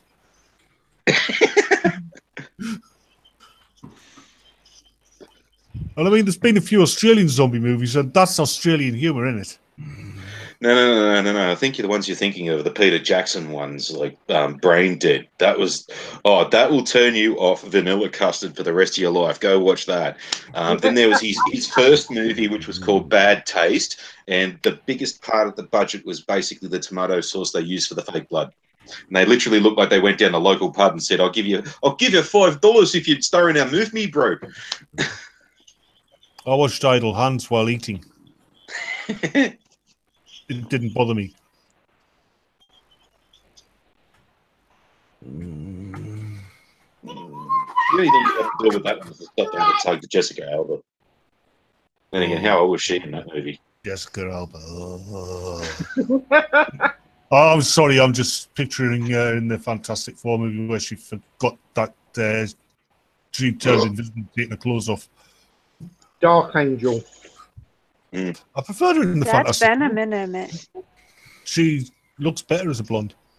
You know what? We've just created our own Me Too movement because we're cyber-somethingly raping her with our minds at the moment. That's the thing. I am assaulting a woman. I am honestly waiting for a court case where a man gets convicted of rape because he sexually abused a woman in her dream. It's going to happen. That actually did happen. Wait a minute. There's a story. There's a story out of this year, right? The woman's that married a ghost, and now they're getting a divorce. Yeah. No. There was a story. I can't remember whether it's this year or last year, but it was one of the Me Too fucking bullshit things where a woman tried to go a bloke for sexual harassment because she thought, like they were standing in an elevator, she thought he was having immoral thoughts about her. No shit. What? Yeah, no shit. I can't remember if it's this year or last year. Yeah, there's another one. You can expect someone to someone to have a ghost on the Me Too movement because he put the willies up. Oh, the Me Too, the Women's March, full of fucking anti-Semites. Not talking about it. Linda Sarsour is the face of it. What do you think? Holy shit, dude! Was that the one that do what, the black fellas? Watch out, everybody! Memes is reproducing. Oh, and it's not okay to be white. We have confirmed it is officially not okay to be white in Eureka, California. Oh yeah, and I thought it was Humboldt. Hey, Tema, don't you dare wear that Pocahontas costume for fucking Halloween, all right? Actually, I can. Tema, you can't because Mad wants to go dressed as Pocahontas. My costume isn't going to fit him. It won't work. Well, my costume isn't going to fit him. Okay, let me tell you that right now. I'm going to have to give him. Well, if he stuffed the shirt, it might. And if you want Speaking of white supremacy and all this kind of shit and the memes that have died this year, it's the pool's closed meme apparently died this year too. Hold on. If memes has died this year, what would you talking to him? Talking about dying, what about Stan Lee? Yeah. He's definitely dead. What about potentially be crapping all over his grave as well? What? Oh, well, yeah, it's probably in San Francisco, so bound to be some hobo taking a shit on it. It's all over the place. That's what I mean. You went on Twitter the day after he died, and posting about what a terrible person he was, who probably never even met him. Oh yeah. So they try to say, "Oh, me too," because he can't prove it. He's dead now, so I can just. No. There's that actor Army something or other, fucking Army Hammer, something like that. Army Hammer's a different actor. Army, who gives a fuck? Because the cunt's a nobody. He's been in a whole bunch of flop movies. Ernie something. My husband knows he's the fucking hell. I know. But anyway, yeah, he was carrying on fucking LDJ, fucking Chris Hemsworth, and all these people saying, "Why would you fucking say all this shit that you knew him and all this?" Because they actually fucking met him. They've got photos with him and shit. Lee Ermey. Yeah. Lee Ermey's a goddamn legend. No, Are you not talking that. like our Lee Ermey? Fucking idiot. No, R. Lee Ermey is a different person. This cunt's name's Army. I can't hear anybody. Everyone's talking over each other. No, R. Lee Ermey is a fucking legend. This Army fucking hammer dickhead's another complete monkey I'm talking about. You're talking about the guy that did the Glock ads, right? Noise. No. Oh, you're talking about somebody else. Noise. No, this dickhead was in The Lone Ranger and some other fucking flop movie. That's Army Hammer. Yeah, that cunt. What did he do? He was fucking the day after bloody Stan Lee died. Fucking everyone who was in bloody Avengers movies were posting Twitters and stuff saying was sorry and all this kind of stuff. And he come out with, "These cunts never met this bloke and fucking what are they doing fucking with their false fucking sympathy and all this kind of shit." And then there's pictures of Chris Hemsworth with Stan Lee. There's pictures of fucking Robert Downey Jr. with Stan Lee. And so there's a nobody with no talent and fucking big flop movies fucking coming out and saying about Stan Lee for no reason. Party, aside from that, you don't have to have met somebody to have sympathy for the fact that they've died. Yeah. No, exactly. Yeah, empathy is not reserved for the. It's just exactly the same thing as fucking saying that I was fucking trying to slag off R. Lee Ermey, man. Fucking, he's a fucking legend, that cunt. And how fucking dare you even insinuate that I'd fucking talk shit about that bloke? All I heard was R. Ermey, okay?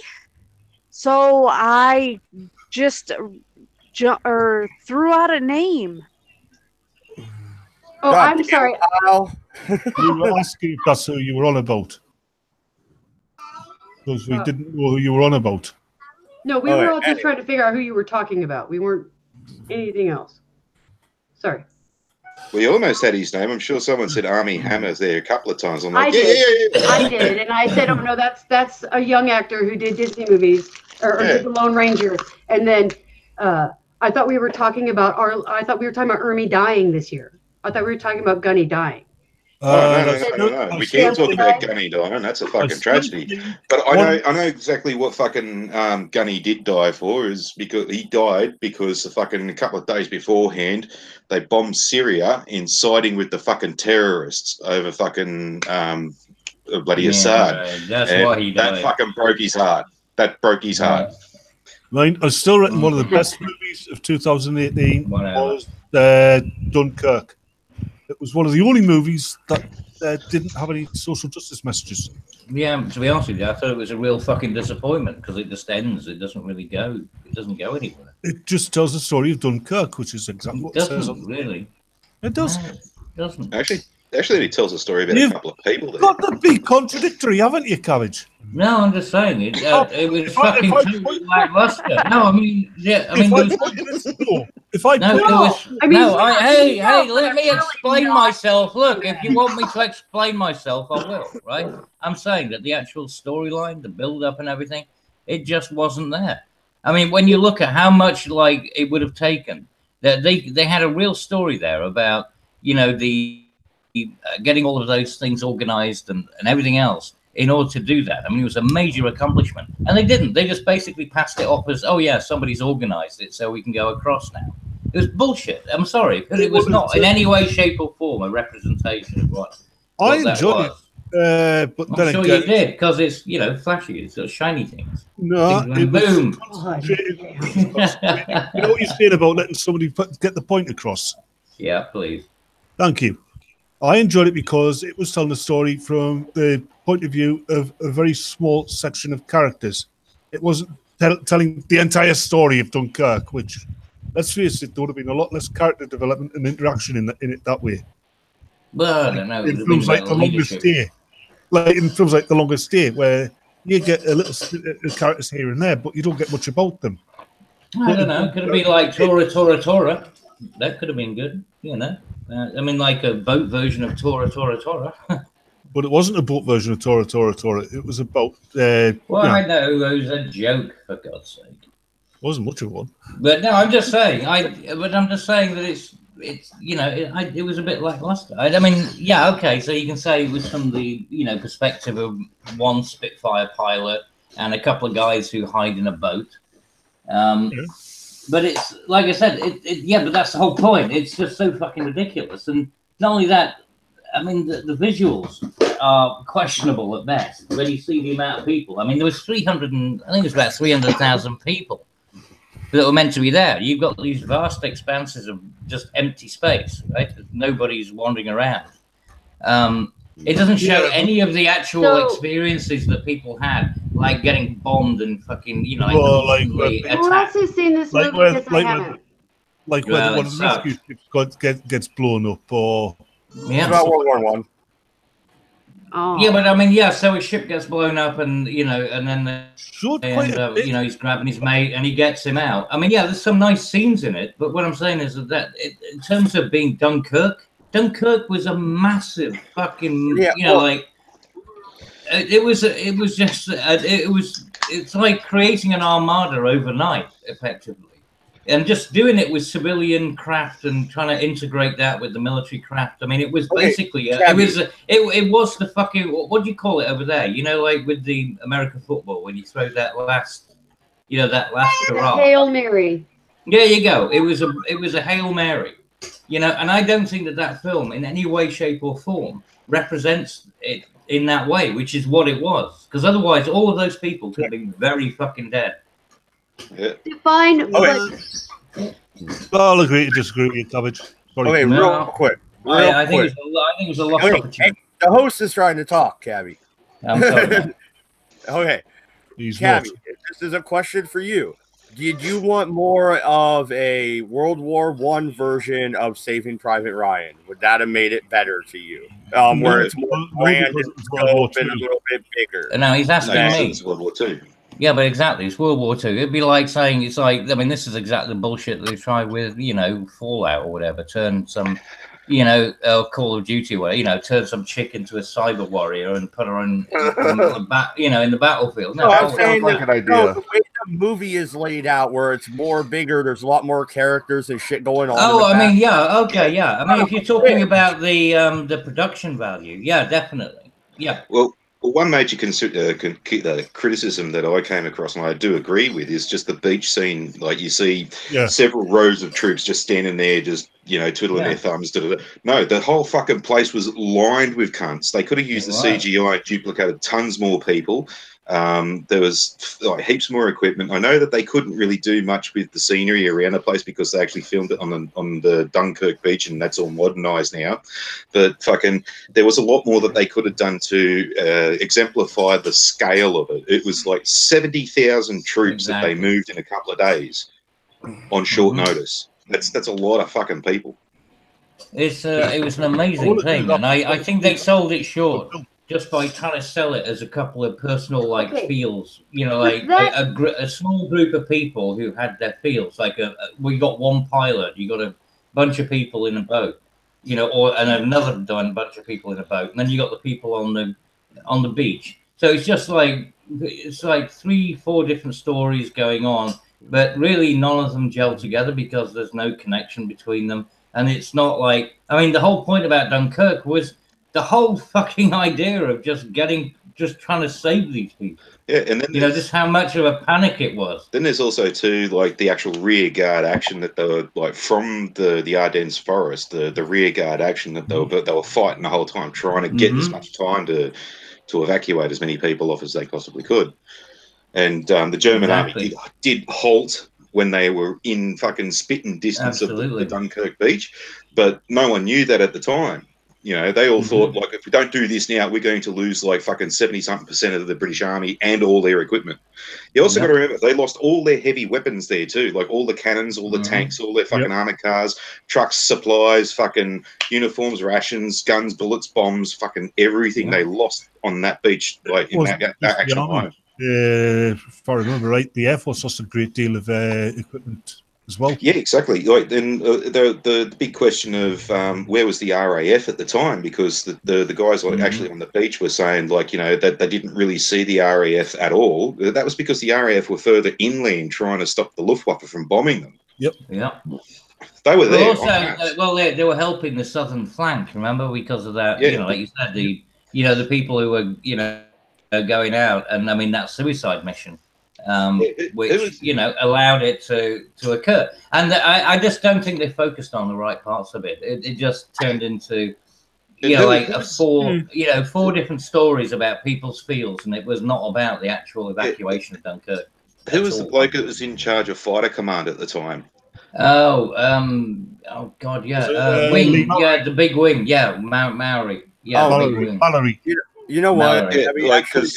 Because the French were saying that they wanted the British Air Force to go into France and stay there, and they wanted to take the last of the British fighter planes and all this kind of stuff. And the head of fighter command went, "No, fuck off! No, you're not having them because we'll need them soon."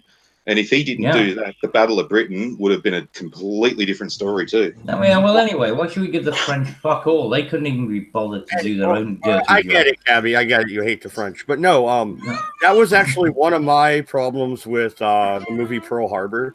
It was way too much about their fees and not enough fucking war. You know what I mean? Like, that's what I've heard about that. The Doolittle raid wasn't about the Doolittle raid. It wasn't about Doolittle himself. It was about these two fucks that don't give a shit out. It was about this love triangle bullshit. Yeah. It was fucking dumb. Firstly, were the guys that actually sacrificed themselves, saving the rest of the men that they could. It was. I'm afraid I only survived 45 minutes of that. I gave up. I just couldn't be bothered finishing it. It just wasn't worth the effort, you know. I don't need that level of brain damage. It opened so great though. The attack on Pearl Harbor, they did that attack fucking. You know what? I'd rather watch John Belushi in 1942. He's more accurate. Damn, ouch. Probably was a lot more accurate as well. Well, no, Tema, you were trying to say something. Yeah, go ahead. I totally forgot. I was just saying that it's, these are movies that, okay, so part of the problem is a lot of times when they make wartime movies, you have directors that are used to doing like rom-coms, right? So you have a bunch of fucksticks that are used to dealing in nothing but fee-fees, and they're all obsessed with making everything personable. There has to be some sort of human connection. Exactly. So and that keeps it. So you're kind of expecting there to be less of something that they don't know how to not do. So I don't know how you're going to get the movie you want. Yeah, but Tama, I can understand that, right? If there was a story about, say, Dunkirk, but it wasn't just called Dunkirk, right? It wasn't about the evacuation. Oh, no, I agree, because Pearl Harbor was just as atrocious. Yeah, but if there was a story about Dunkirk and it was about, say, a French resistance, person, or a group of French resistors, and they were working with some British people and things like that. I mean, that could be a really interesting story, right? The character development and plot and things. But when you declare it that you're gonna do a thing called Dunkirk, which is about the fucking evacuation, and you basically do fuck all about the evacuation in the movie, you just make it all about like a bunch of dudes inside a fucking ship trying to hide from the enemy, and then it's just nonsense. It had fuck all to do with the evacuation of Dunkirk. It was nonsense. It's also society. And then of course you got the fucking the Spitfire landing on the fucking on the beach. Like, I mean, come on. It's also societal too. I mean, if you look at the old movies, like say Bismarck and fucking the Bridge Over the River Kwai and stuff like that, there are zero females in those movies. But nowadays, you've got to have the Hunt for the Bismarck and the second in command's fucking Rihanna or something like that. You got to have the females in there to get the female crowd. Fuck the female crowd. This is history. But but you got to remember that there were robot cyborgs fighting in World War II. Can you imagine if they remade the Battle of Little Bighorn? They'd probably recast Custer as a woman. Right. Okay. No. She has to win, so she's fucking bloody fuck two dogs fucking or whatever it was. Can I bring up the death of all of our childhood cartoons as something that died in 2018? Which one? She-Ra. She-Ra. Yours, maybe. No, not just She-Ra. She-Ra, Voltron, Thundercats. What do you mean? They killed every fucking anything major. I mean, DC and Marvel have all gone down the same route. I mean, but I was just talking about the cartoons that we all grew up, because we are all generally about the same age, except for Excel, who's and Sharadi. They're the puppies in the group. Jensen's younger than I am. I was gonna say, dude, I'm 34. I'm not that young. You're baby. Your puppies. Don't boomer me. Oh, Sharadi, you're young too, but Quinn is younger than I am, Sugar. Quinn hasn't said anything. He's been uber silent and he eats people, so we're not going to involve again. Look, yeah, let's just get over it. We're all old farts, right? All I can think of now is Sharadi's puppy. I just said, you're a puppy. Jensen is a fetus. You guys can all be puppies, just younger puppies. We're all haters. We watched our childhood cartoons die. When did they do that, though? When did they do it? Yeah. They released them all this year on Netflix or Crunchyroll or, I don't know, wherever else they decided to be incredibly Crunchyroll? Is that a real thing? Not on Crunchyroll. Really? Crunchyroll, the Japanese have not bought into the social justice bullshit. Well, no, there's that show. I never heard of Crunchyroll. So when you say release that everybody's freaking out about, Excel? I'm a boomer. Crunchyroll. So when you say release, do you actually you're talking about Goblin Slayer, and it's for the opposite reason. Like, it had a graphic rape scene at the beginning where some chick got raped by a goblin. Oh, okay. The Japanese are not buying into the awesome bullshit at all. I couldn't remember the other cartoon streaming. Crunchyroll. The Japanese will never get away from that. Hang on. real quick. And then I just come back to my channel, and all I hear is goblin raping. Yeah, but this is why I don't watch anime. Sorry, this is why I don't watch anime. Guys, MADDS, I was trying to progress it onto tentacle porn. You interrupted me. I'm trying to make sure nobody else can talk. Jack in the chat is saying fuck that off. I barely said anything this evening. I've not been able to because fucking Hangouts has been crashing all the time. Ain't Jack in the chat? I'm too cheap for champagne, so tonight is wine spritzer. No, that's April not- O'Neil is no longer a reporter; she's a scientist now. What the fuck? Apparently, Yeah. all better than a plant of ninja scientist in the new Voltron cartoon. Do you know why my kids stopped watching Voltron? Here's the reason my kids stopped watching the new Voltron. Well, this sucks. Not because well they like it because they're younger, like they're like young. So they stopped watching it because when they made the guy that put them on Google Hangouts. I can turn on their camera.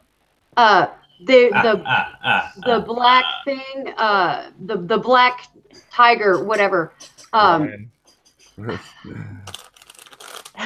Whatever his character's name is, I can't remember. They made him gay and they paired him up with some guy on Earth that's like a teacher. Right. My kids stopped watching because it was the wrong guy to pair him up with. They didn't care what name; it was just the wrong pair. That's what I was going to ask you, Temo. Like, did they release them to these things, or did they remake them? Oh, this is the remake. This is the new. Oh, right. Yes, they've remade them, so that makes more sense now. Okay. Yeah, when you said the original, release, my kids love the original. They're like, "Oh, look at that! There's no stupid plot twist. This is awesome. The bad guys are bad." Did anybody watch that Castlevania show that Netflix put out? I never saw it. No. I like the video game. Nah. No, Dad, your wife is in the chat.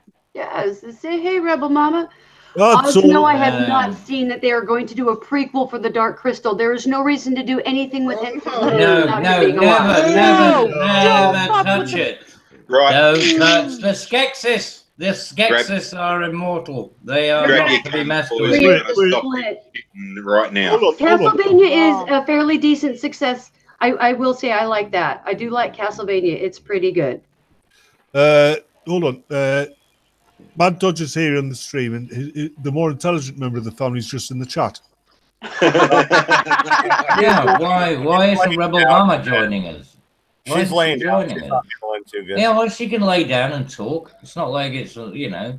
Well, if she doesn't feel good. She's not going to matter.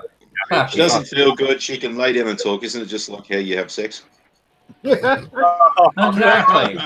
Ew, he just made it worse, Cabby. Apparently, I did not make it worse. Apparently the prequel is supposed to be a 10-part miniseries. Oh! Oh, what? Oh my God. No. Wait a minute. They're going to make a 10-part miniseries off of Dark Crystal. He wrote 6 pages on? No, God. And you know it's going to be like some kind of autistic. Like, it's going to have human raping Klingons and fucking demons raping little schoolgirls and fucking. Real quick. Remember what they did? Remember what they did? They took the shortest book out of all the Lord of the Rings books, The Hobbit, and they made 3 goddamn movies off it. And then that was the most book. Yeah, but that's called milking it for everything it's got. Yeah. No, that was but I mean it's milking it, but being so blatant about it. I've got to admit, I think they cast Lord of the Rings perfectly because I read the books. I hated Lord of the Rings. I heard the TV. I hated Frodo. And when they did the film, they cast Elijah Woods as Frodo. I hate Elijah Woods, so for me, it was perfectly cast. Yeah, I never did much like Frodo. He was always kind of weak and wimpy to me. He was like the worst hero I could find for a series. At least Bilbo had some background to him and a bit of curiosity. I fucking hated boy, you know, hero. But why do you think that Lord of the Rings was such a fucking hit? right? I mean, why do you think that people really adopted it back in like the 80s and 70s and stuff? The reason they did that was because they were all fucking soy boys. It was like, oh, well, here's a little, fucking soft little twat that we can associate with. You gotta stop. The real hero of the whole series of books is Sam. Exactly. And he's not a soy boy. Sam, what do you mean? What? You mean he's Samwise Gamgee is the hero of that story. Samwise, straight up, Samwise Gamgee is the hero of that story. Yep. He was the one that stayed 100% true and focused and on point. He was the moral compass that Frodo needed because Frodo was he wasn't any better than Smeagol. No, because he was corrupted by the ring, wasn't he? But he was already weak to begin with. Yeah, but Sam wanted to fuck it. He really did. I thought the whole point of the Lord of the Rings was that the little guy, the Hobbit, was actually the big hero. That even the little guy can actually go and make change and all that kind of shit. That's not what the point. No, don't you know? You get what the point of that whole book series is, right? It's shell shock, and even at the end, they get pulled off and they go retreat somewhere. With No. Greyhaven, they were recognizing their time was over, and that sort of it's never happened again. That sort of life should never happen. Tolkien himself said that Lord of the Rings had nothing to do with the war. It has everything to do with the war. No, seriously. He said it was just and also, look at the interviews that have been done with the guy, and the Hobbit was basically he just got lucky, right? I mean, he was just a university professor at the time, right? And he wrote the Hobbit, and it just took off. People really he didn't really like that fantasy aspect of it. But then he went, but look, okay. But then he wanted to capitalize, and this is the reason that the fucking Lord of the Rings is some hideous, extended tome. It's tedious. It's fucking horrible. The thing is, Cabbage, from what I read, pain in the ass. From what I read of interviews of the guy, he's paid by the word. That's the reason. Lord of the Rings, Lord of the Rings, and The Hobbit weren't actually written to be published originally because he'd written them for his children. No. That's what I'm saying. When he wrote it, when he published it, when he got it published, right? It was a surprise. It's like, people really liked it, and then Lord of the Rings came afterwards. He didn't write them both at the same time. He saw that he was making some wedge, and then he wanted to expand the story. So you end up with Lord of the Rings. That's just obviously you the natural progression. But the Hobbit is totally different.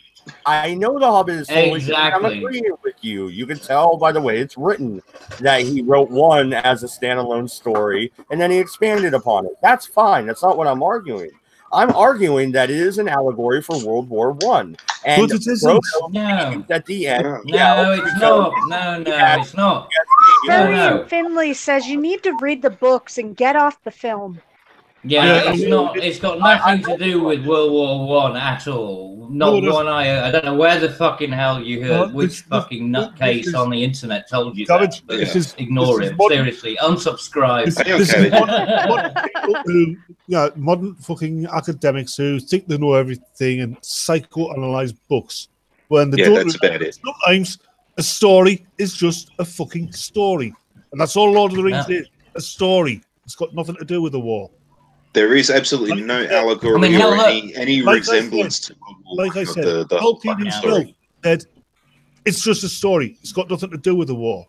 That's right. In actual fact, when you go again, if you listen to his interviews that he used to do on Radio 4 and things, when he was explaining a lot of where he got the characters from, when he was in Wales, he was down in Gloucester. And he went over the Welsh, over the Welsh borders. That's where, the idea of the miners and, all that kind of stuff. So he went to Wales and it was like, oh, okay, the Welsh are kind of like, well, so he made them dwarves, And so, the Scottish are going to be the orcs and he went into... seriously, that's what he did. That was his... Yeah, exactly. It's like... But he was picking. What was the play? Well, I mean, the hobbits were meant to be from well, it was Rivendell, but it was the Ribble Valley in Lancashire. It was because there were because it had a lot of mysticism around it, you know, Pendle Hill and things like that. So I mean, all of it was based around, you know, his travels, and he pointed it out. I mean, as he was traveling around on the train, he was writing things and making notes and just coming up with ideas. It's like, oh, the Scottish, you know, they're kind of like, yeah, I mean, like lunatics, right? I mean, if you wanted to invent an orc, you just morph, you know, a Scotsman, right? Yeah, big crazy cunts that live in the mountains. There you go, you see? And then you want dwarves who are miners, then, you know, I can say I'm a Scotsman. Yeah, and then, of course, the southeast. The people in London were meant to be, you know, like the people in the home counties, they were meant to be the elven people, you know, because they're because the elves in there, Lord of the Rings, just stuck up themselves as well. I always thought the elves kind of represented like the theocracy of magic at the time, or like what he thought of as magic and the mysticism of stuff that came before Christianity, because he was very devout Christian. But see, that's where I got the whole point of the little, even the little guy can win, because I always assumed that this was aimed towards your Dungeons and Dragons type crowd, where the fucking computer nerds. It was. This was before Dungeons and Dragons. TSR wasn't even a fucking glint in the milkman's eye at that point. Yeah, right? I mean, Dungeons and Dragons was born out of it. Yeah, that's where I'm saying, like the World War I allegory is absolute bullshit. There's already another allegory for it. The games came out of these stories. I mean, TSR has all of it has to thank Tolkien for every fucking penny they ever made in their lives. Dungeons and Dragons basically ripped Lord of the Rings off. Yeah, they did exactly. In fairness, Quinn, can you eat Kevin's been the standard bearer for fantasy since. No, he's a vegetable. Not the way it was done in TSR. Why would you want to do that? And halflings didn't actually originate in mythology. Only in picture.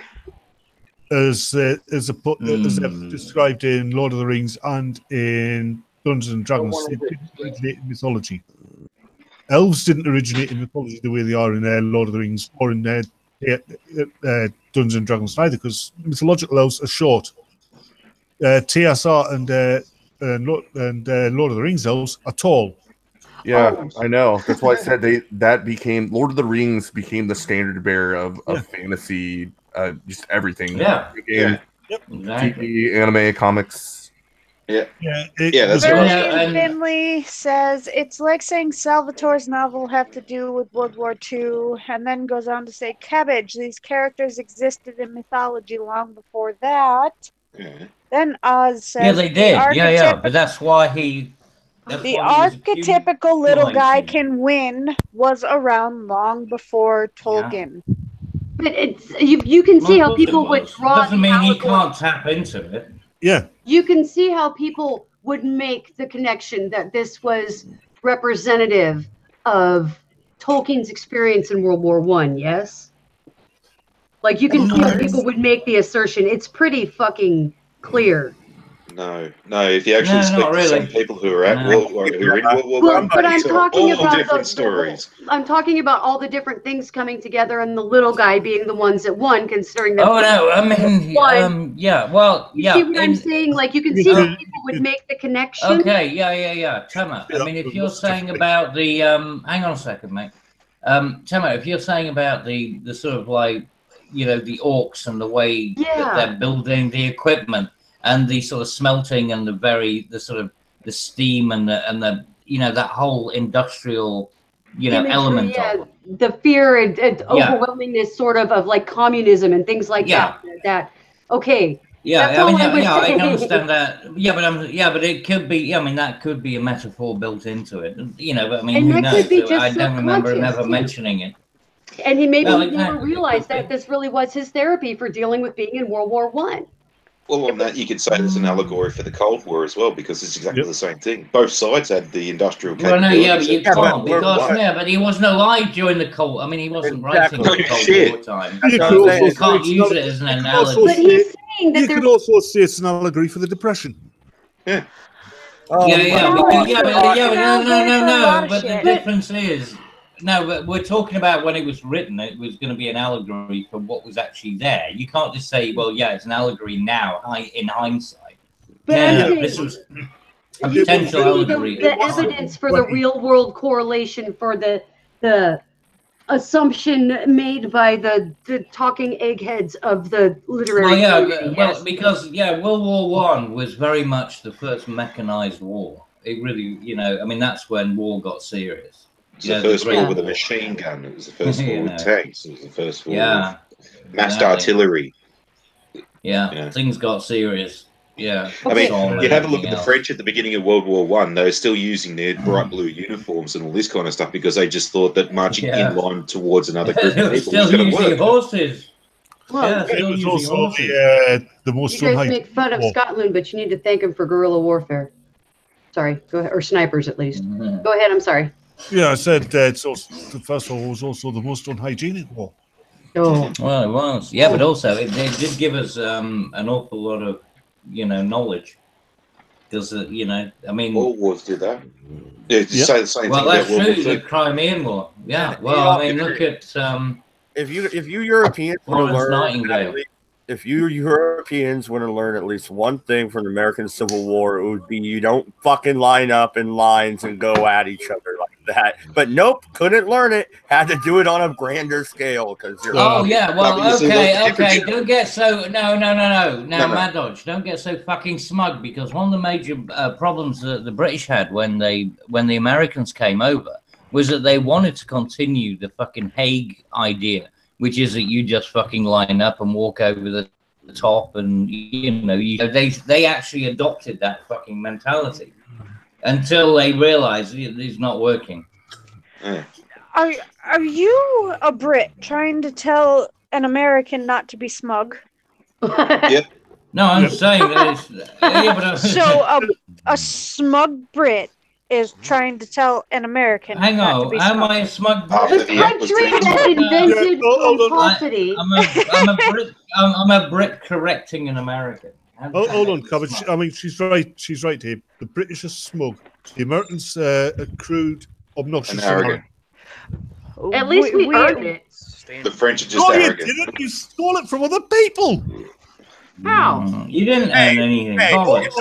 Stealing's hard work. Hey, look, America, you are appropriating. Stealing is hard work. You're appropriating everything that we had. I mean, your entire system is built upon. You're right. We appropriate everything. Everything. Actually, most of it came from law, so you need to stop acting like the Celts did anything. It was the Saxons and the Norse that created most of what we call Western modern law and Western civilization for voting. Sorry, it wasn't Britain. Just one thing real quick about the smug war.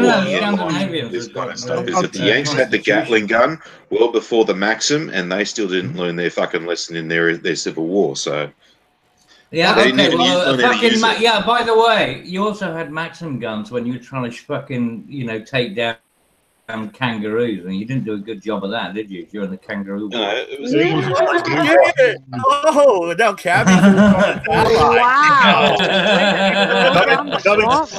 Emus and kangaroos are two different bloody things. You can hit a fucking kangaroo with a truck easily, not a problem. You can punch one in the face easily. More competent than a Nazi. I have no idea what anybody's saying. No. No, okay, you can hit a kangaroo with a fucking car. That's easily done. You can punch one in the face. That's easily done. You try shooting at a flock of fucking emu, that's a different story. Okay. Batman, real fast. This is why America stays out of world wars for as long as possible, because y'all just turn on each other quickly, and we can start. No, you must be and then you come and claim the glory.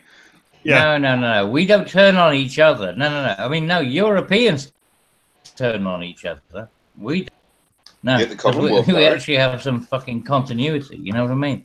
Britain says we're at war. Australia goes, rightio, where's it at? Let's have it exactly. Yeah, game on. Hitler's been kicking your ass for a while. No worries, we'll stop him in the Western Desert. Oh, hang on a minute. Wasn't the Japanese fucking kicking the ass off the Americans through the Pacific? And where did we stop them? Oh, Papua New Guinea. Oh, that's right, we did too. So don't be so smug, Mr. American, because you cunts were getting your asses kicked too before we stopped them. Hey, Seriously, you don't fuck with the Aussies, man. I'm serious. I mean, and not only that. I mean, have you ever checked out the amount of fucking the amount of gold medals that these fuckers get for everything? The amount of things that they win.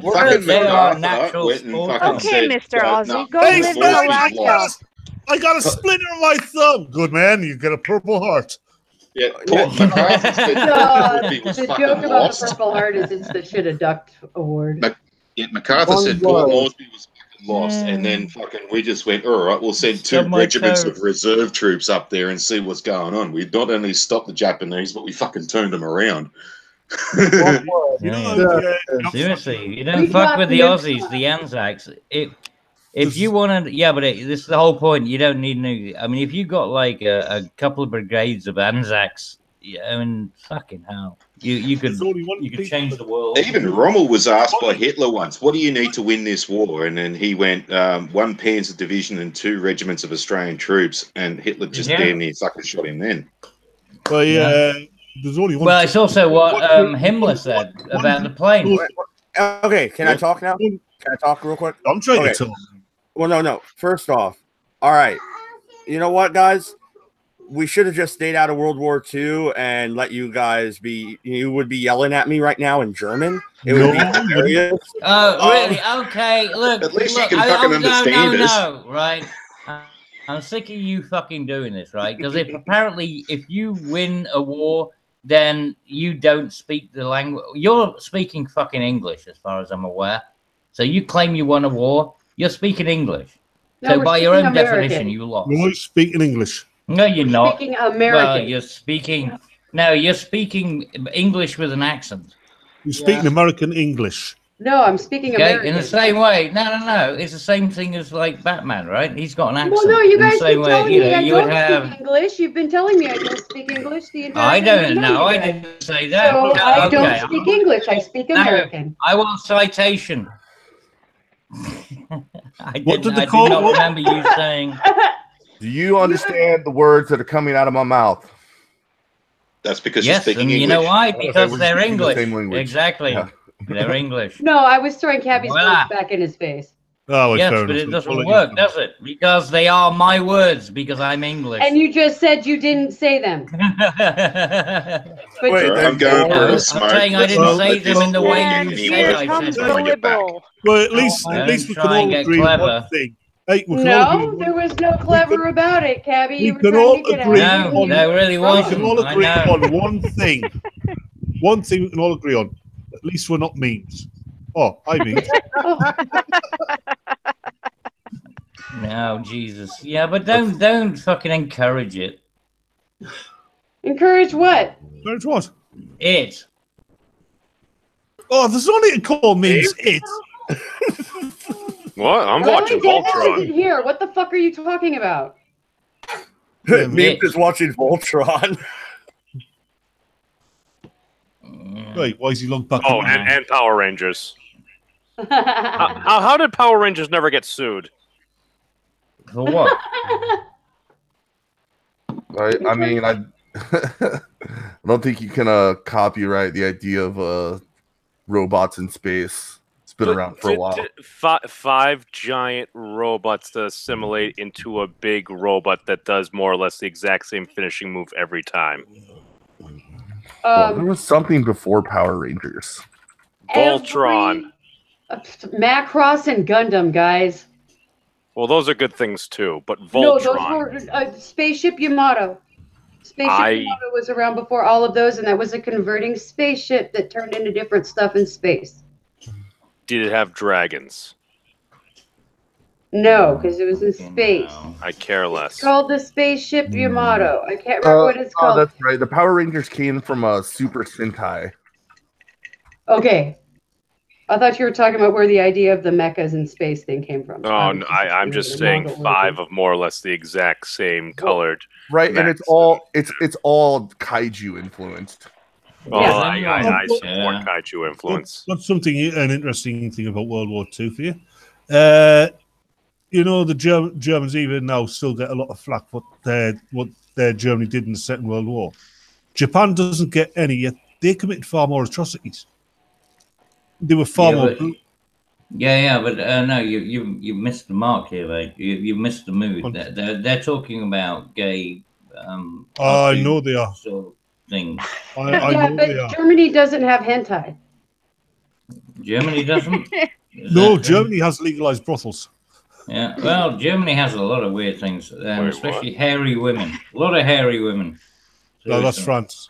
No, it's Germany too. Trust me. They don't trim. They're not Brazil. They don't go for the Brazilian.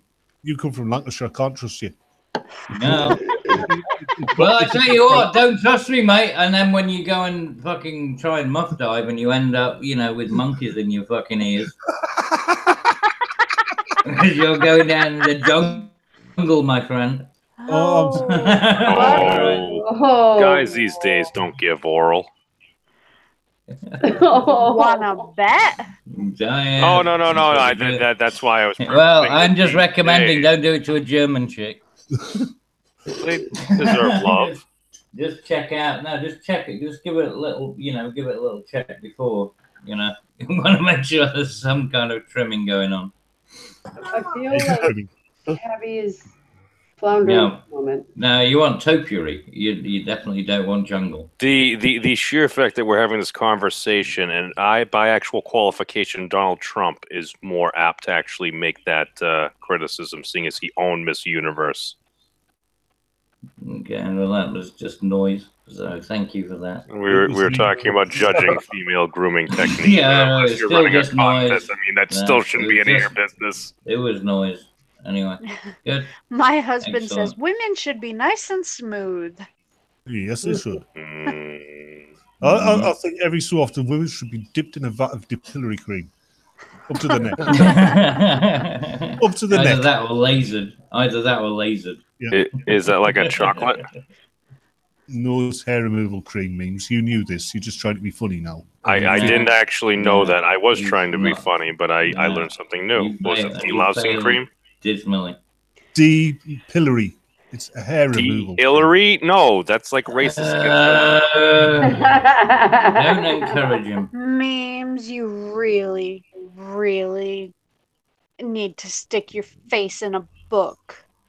No, he really, really needs to. Well, just in anything. Actually, no. Just stick your face in. I don't know. A chipper. A wood chipper. I think really, really is a vat of liquid iron. I need a lift iron. Really? Wood chipper. Yeah. No, liquid iron. Wood chipper. Oh, dear Lord. Vaporize it. I don't have access to either of those things. Hey, Quinn, can you eat memes instead? No, Quinn. Well, look, seriously, mate, I'll crowdfund it. I will PayPal you the cost of a wood chipper. Joshua Janice agrees. I can start a tree removal company. Yeah. Thanks, Cabbage. There we go. Look, you see, look, we can crowdfund your wood chipping experience.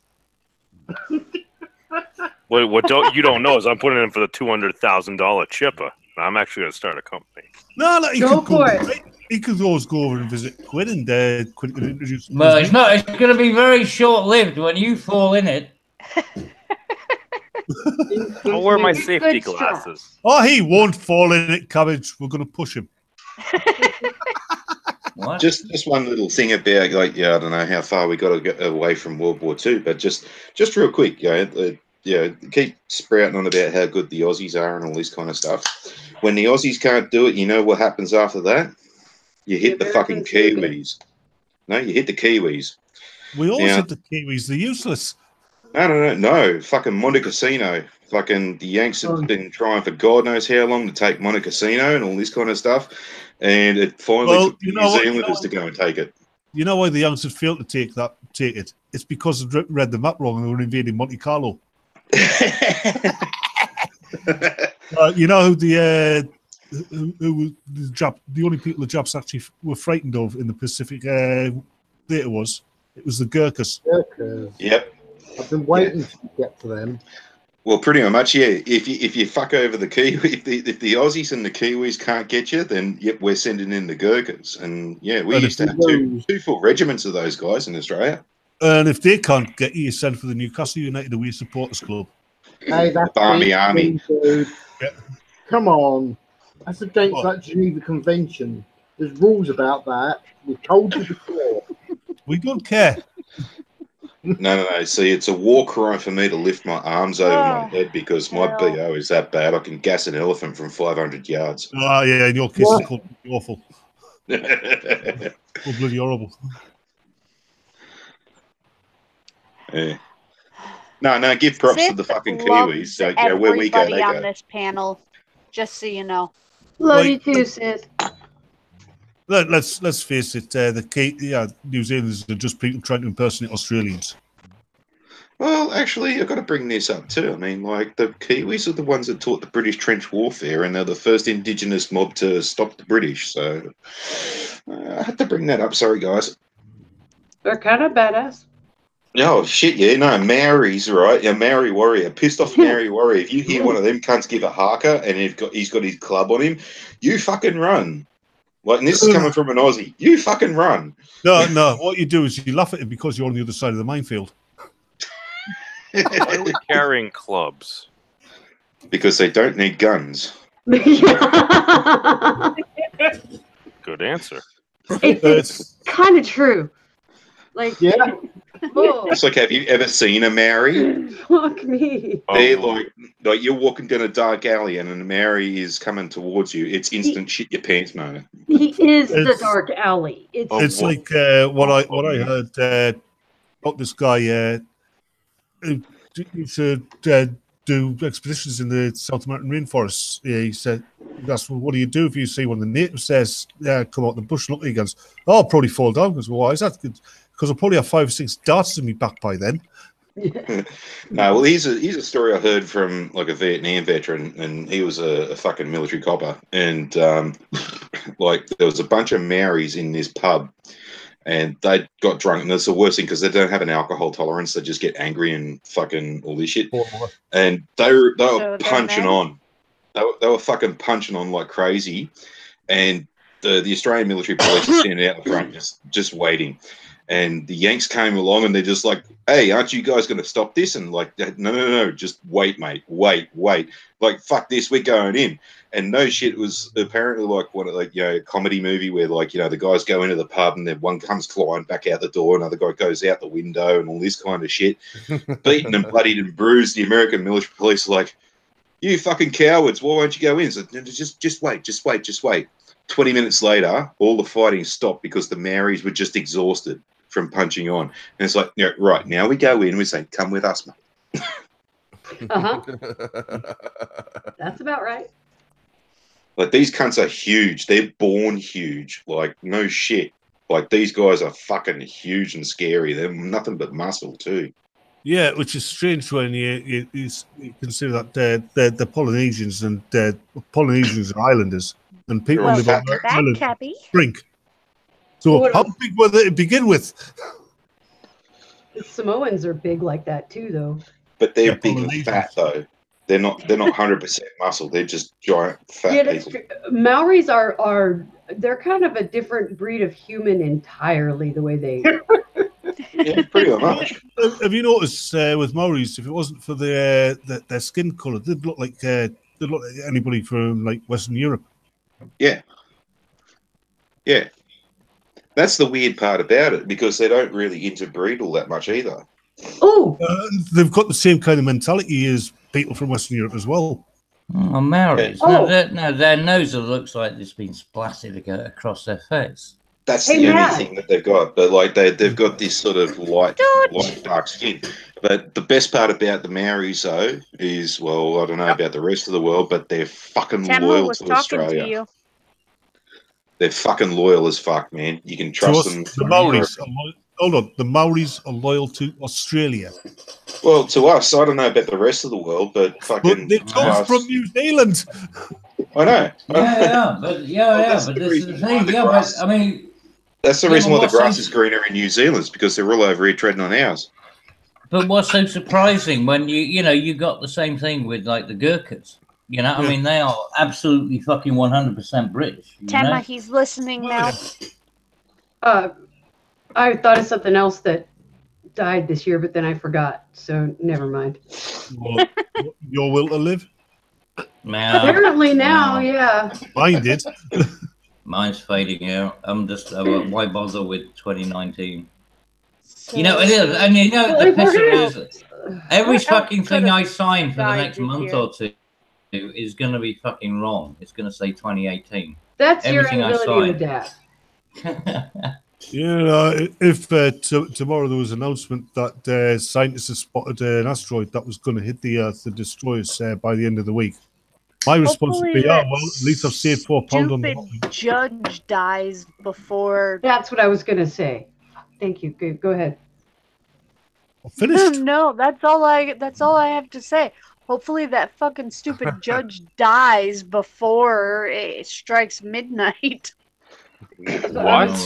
Ruth Bader Ginsburg. I was going to say we have the Ruth Bader Ginsburg stuff. We have that, the death of the liberal Supreme Court happening. Well, I mean, they've had a book on this for like a while, right? There's loads of people betting on when this fucking crone is going to shuffle we've had up the modern we've had a Ruth Bader Ginsburg Deadpool going on since what, 2000?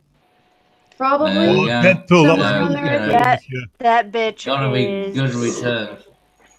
Forever alive. I don't know how the fuck she is still alive, but animatronics. The best medical care the nation can provide.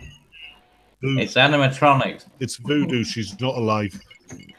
It's actually Jim Henson. No, it's Jim Henson. Well, that's he's dead as well. Jim Henson. He's been dead for decades. Yeah, when he's come back from the grave. This isn't Weekend at Bernie's. Well, somehow the fuck it is. It's the dead guiding the dead. Happening. If he'd actually gotten the Democrat nomination and won the election, it would be Weekend at Bernie's. Oh, dude, I like Bernie. Person does. Of course you do, because you're a fucking retard. I don't think I'm going to have a problem in signing 2019 from now on. I've already done it without thinking, and that was at a motor vehicle accident this morning. Not one I had. No, I had 10 of those things. What is it with Australians and just randomly crashing into shit? That's because there's like 800,000 miles between anywhere and everywhere. And Exactly. There's 800 miles between you and anywhere, and you managed to hit the one they're fucking an entire thing. continent. Yeah, but you managed to hit the one fucking thing that's actually, this concrete. No, this won't happen. No, this won't happen because it's like the cunts fell asleep and they sort of started going off the road. So when they left the right wheels hit fucking gravel, they went, oh shit, flung the wheel hard over and rolled the car about 3 times. Actually, Cabbage, you do realise that Mad Max isn't a science fiction film; it's a documentary about Australian life. Apparently so. Apparently so. I have to go, guys. Sorry, Okay. I have to go. Love you. See you later, Taylor. Happy New Year. Happy New Year, everybody. Happy New Year, honey. Flappy Blue Queen. I'm gonna ride a Timmons coattails. Apparently, there's a twerk competition and money's on the line over on Gulf right now. All right, Flappy Blue Queen. I'm gonna go bet on that. Okay, have fun. All right. Well, no, we're about to wrap it up anyway. Actually, I have last this long. some sort of a question.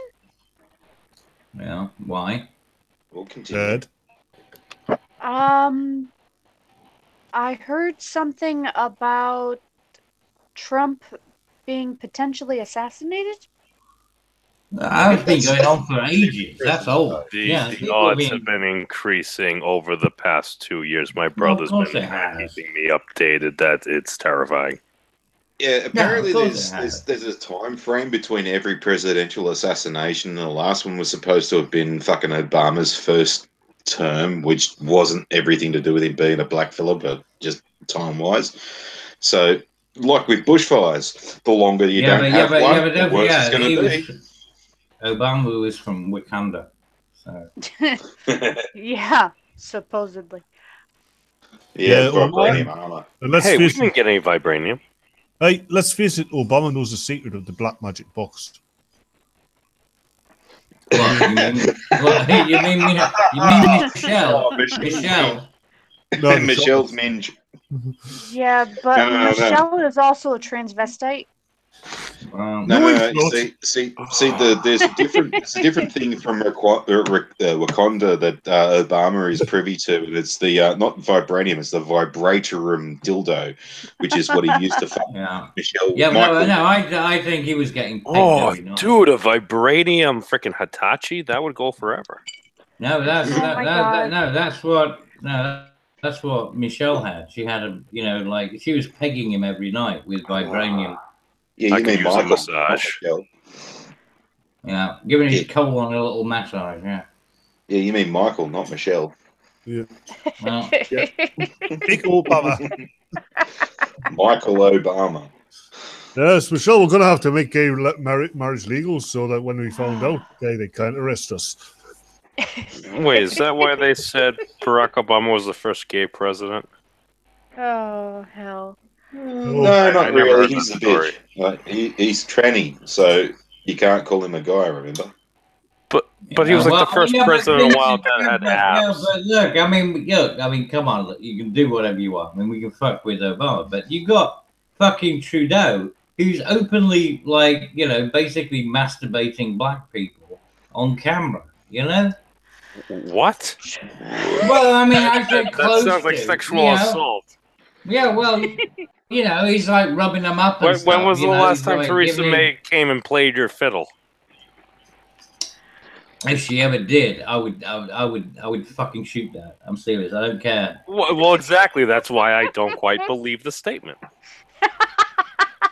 No. See, she is not playing my fucking fiddle. That I do not Theresa want May. Fucking troll.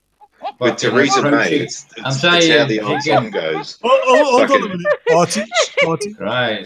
Like somebody coming at you with a scalpel. Yes, Are you insulting the Prime Minister of the United Kingdom there, Farty? Fucking oath I am.